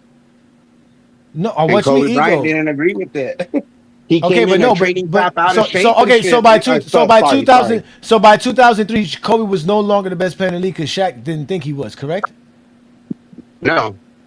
All right, so 2003, 2002 and 2003, Kobe don't deserve the MVPs because Shaq didn't think that. So we got 2001. Okay, 2004. What made Kobe the MVP in 2004, or the best player in the league then? The eye test, bro. You watched it. Don't hate. No, how many points did Kobe average? We did watch it, and we saw him not want to pass the ball to Shaq, so we didn't think that's a good enough player to be the best player in the league. I'm done. I gave him a chance to speak. Once we give you a chance to speak and your speaking goes there, then you guys give me no validity to shut down New World. I'd rather talk to New World and have a conversation with a paying GOAT James Kingdom member than to be talking to you Zesties. I'm sorry. You could that is disrespectful. Now you're being disrespectful. Because I'm giving you an opportunity to speak. He said, "Now my eye test said Kobe wasn't the league MVP. Now you're gonna tell me my eye test should show it? Like my eye test literally says Kobe was never the league MVP. I wouldn't even gave it to him in 2008. Me neither. That should have been LeBron's. Yeah, that was actually LeBron's too. I think they wanted to give it to Chris Paul, but they It gave was it to either Kobe. Chris Paul or LeBron James, but that was Kobe's here nigga MVP. Like here nigga. Always fucking crying about it. He also one of the niggas that's crying to the media because he can't get awards and accolades. Just like Jeffrey, just like his idol, nigga. I think he just wanted to argue just to argue. No, I know he didn't want to argue. You know, that's why we call them Zesty. That's why we call them Zesty, because instead of talking about this, they want to talk about everything else. It's fun to have them talk. It's fun. Okay. Be having this. As soon as they start talking about how Kobe did this, Kobe did that, it leads to Kobe not being the greatest. You know, then I woke up around. That New World, you see who got the most delusional fan base? It's Kobe. Bro, that's why I don't be wanting to hear it, bro. Like, especially after they start giving this nigga Kobe attributes that he never had throughout his entire career. That's how I know. It's like, bro, you didn't watch this nigga play, bro. You just saying some shit out your ass because you don't like LeBron, nigga. You're not even a real Kobe fan. See, I was a Kobe fan, nigga, at some point in my life. But I can't be a Kobe fan. I can't be associated with these dumbass niggas, man. Yep, that's why we made the song called Zesty Beans. Let me tell you something. This pimping that I got in my blood, it came from a family tree. My granddaddy was a pimp. My great granddaddy was a pimp. I'm talking about pimping been since pimping since pimping They since scrolling through the threads, looking for any mention of Gold James. Talking Kobe and Jordan, never staying in they lane. Top 5 all time. Now that ain't the truth. You missed MJ's legacy, so now you connecting the two. They'll say, look at the rings, look at his mind. Forgetting by Shaq and Phil, they tryna play blind. Shaq got those titles, Paul also held it down, but they twisting the story round like we weren't around. Kobe fans crying, saying Kobe's not respected, ranking him so high, wanting everyone to accept it. Tryna battle Bron fans, but they know the real deal. In the end of the day, it's that seal the deal. Internet trolls living in denial, spending years online, living in the X-Files. Talking GOAT debates, but they know Kobe not there. LeBron's the king, Jordan's the standard, and they scream it's not fair. Black Mamba vibes while they cling to their dreams, but truth always surfaces, it ain't always what it seems. Bleacher Report list came out, Kobe not top 10, now they all upset, talking about time for revenge. Kobe fans crying, saying Kobe's not respected, ranking him so high, wanting everyone to accept it. Trying to battle Bron fans, but they know the real deal. In the end of the day, stats seal the deal. Dismiss the stats, let's play it back. 2-time finals MVP, that's a well-known fact. But when it came to the league, he was never the best in the game. Always a shadow of Shaq, Duncan, and eventually James. Fake Mamba lingo is all they can talk about, arguing in circles while we figure them out. Fear of the Jordan fans got them running in place. You talk about footwork, Kobe doesn't have a foot in this race. So here's the truth, no need for emotions. Kobe is a great, gave his all in devotion, but LeBron sitting high, and ain't no knock. Fighting Bron fans, you should be fighting for Jordan's spot.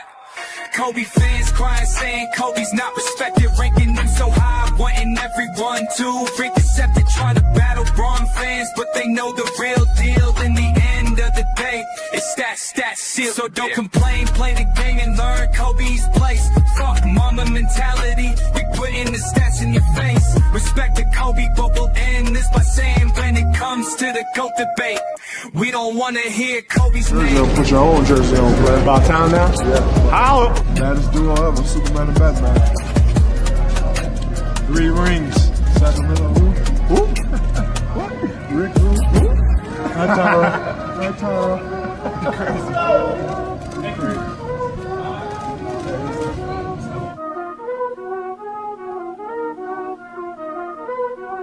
I'm tired of these damn Kobe fans. We gonna throw away the legacy to find them. Let's just throw it away. That song was fire. So they have made you want to throw it away, throw it to the trash now. Now I want to throw it away, Brandon. I don't even want it no more. I was making it for Kobe because of that. The Kobe fan alone makes me want to just throw it away, bro. Literally, they make it hard for us to talk basketball. This is the whole point. Like, if we just could just make stuff up, then why do they gotta bring up stuff like? It don't make no sense. We can't bring up LeBron's dominance because they want to bring up all the stuff that LeBron supposedly did. But then when we do it for Kobe, now it's we don't understand context. We didn't see it. All this, I get tired of y'all. Like we can't give them props because as soon as we give them props, they start trying to degrade everyone else. Exactly. Like, it don't make no sense. I don't know why Brandon Cats keep coming up here for it. Brandon, you have nothing intelligent to say on the GOAT James Kingdom. They always lie about stuff that we catch them on. Like every 5 sentences, it's a lie. And stop coming up here lying to us. We already know the numbers, the truths. Don't lie to us. This is not the place. You just talked to him like a college professor. He said, yeah, we didn't watch this man's whole career, bro, and they coming up here trying to cap for this nigga.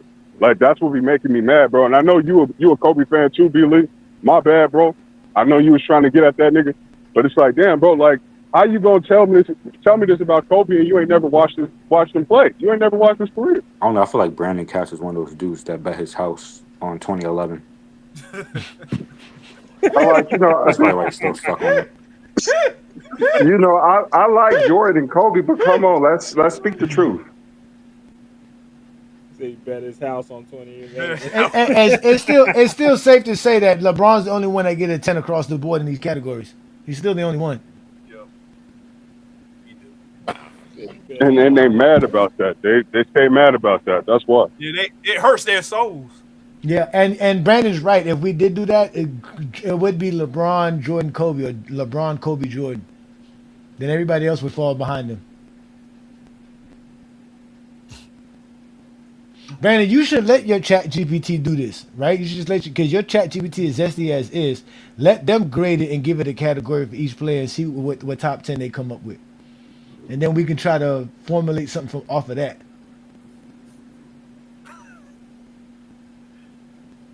I mean, that's fine. I could do that. I could just tell them just to take the narrative and grade people, and they could search all the narratives.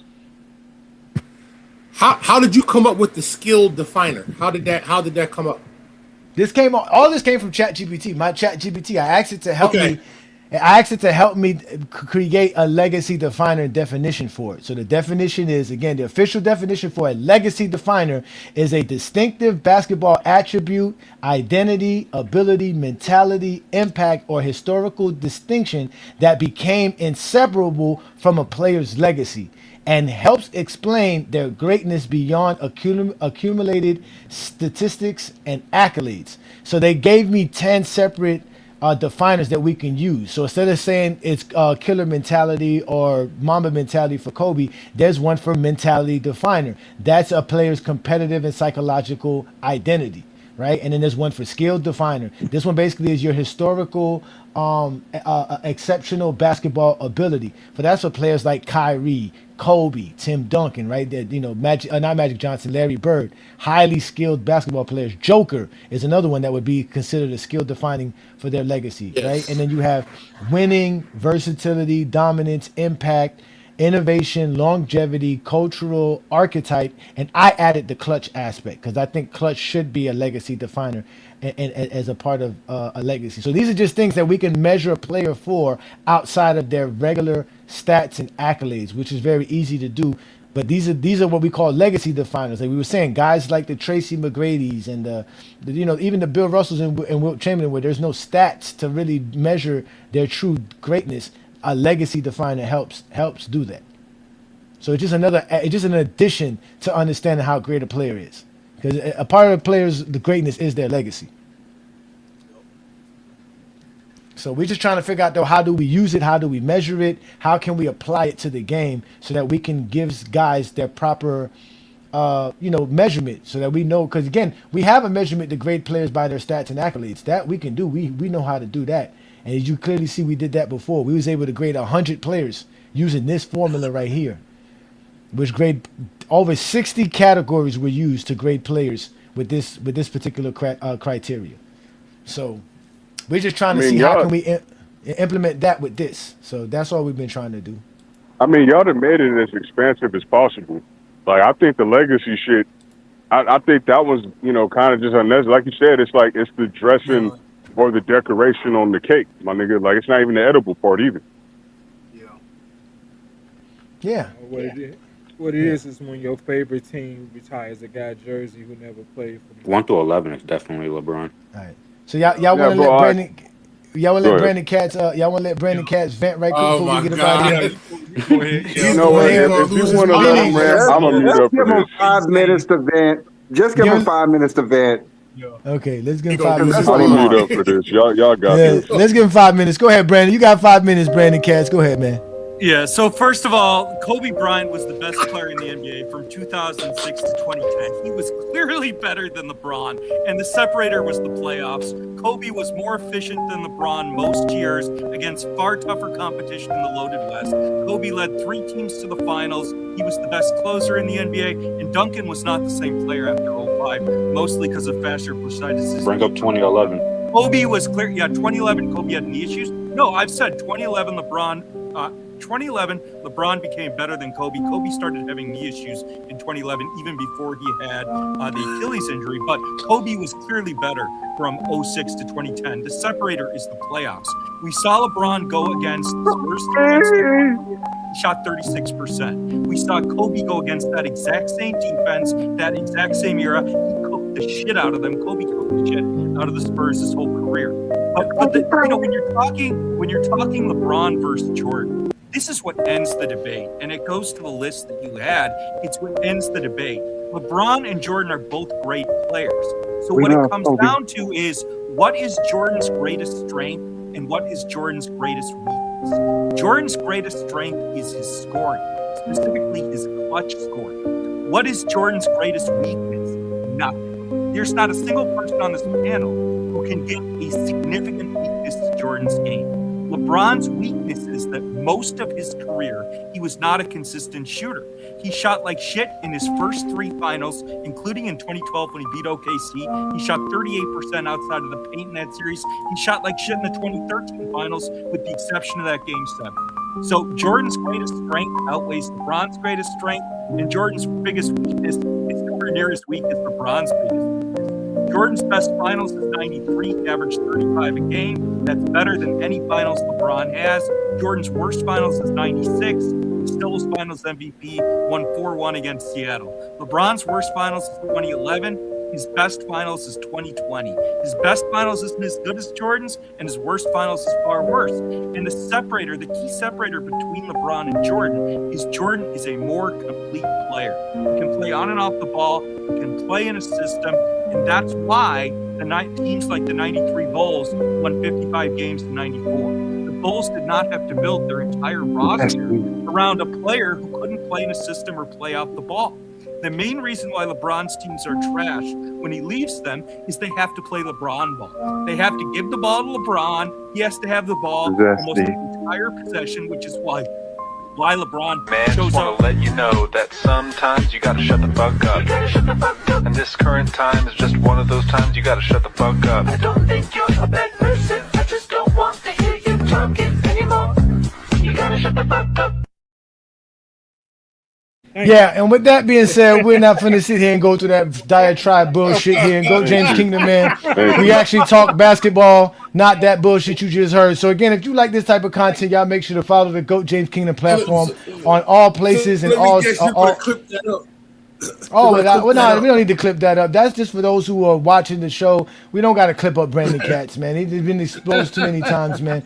Again, if you like this content, y'all make sure to follow GOAT James Kingdom on all platforms. Y'all make sure to check us out every Sunday noon Eastern time for the GOAT James Kingdom show with B. Lee and A. Johnny. Today, we just gave y'all legacy definers. These are things that define a player's career beyond the stats and the accolades, and we only do it like we do it here at GOAT James Kingdom by using constructive, logical understanding of the game of basketball and bringing it to you like none other. So again, thank y'all for joining us here on another great Sunday afternoon. I want to thank all the DJK members like King John, Iron Man, New World, Najee, all you guys in the comments that are here as well supporting us. Shout out to FYF Sports Debate. Shout out to Alan Powell. Shout out to SB Talk Sports and his channel. And again, y'all, this is the GOAT James Kingdom platform where we do it best and you Zesties always get exposed. Well, I just checked the records and GOAT James Kingdom was correct again. Objection overruled.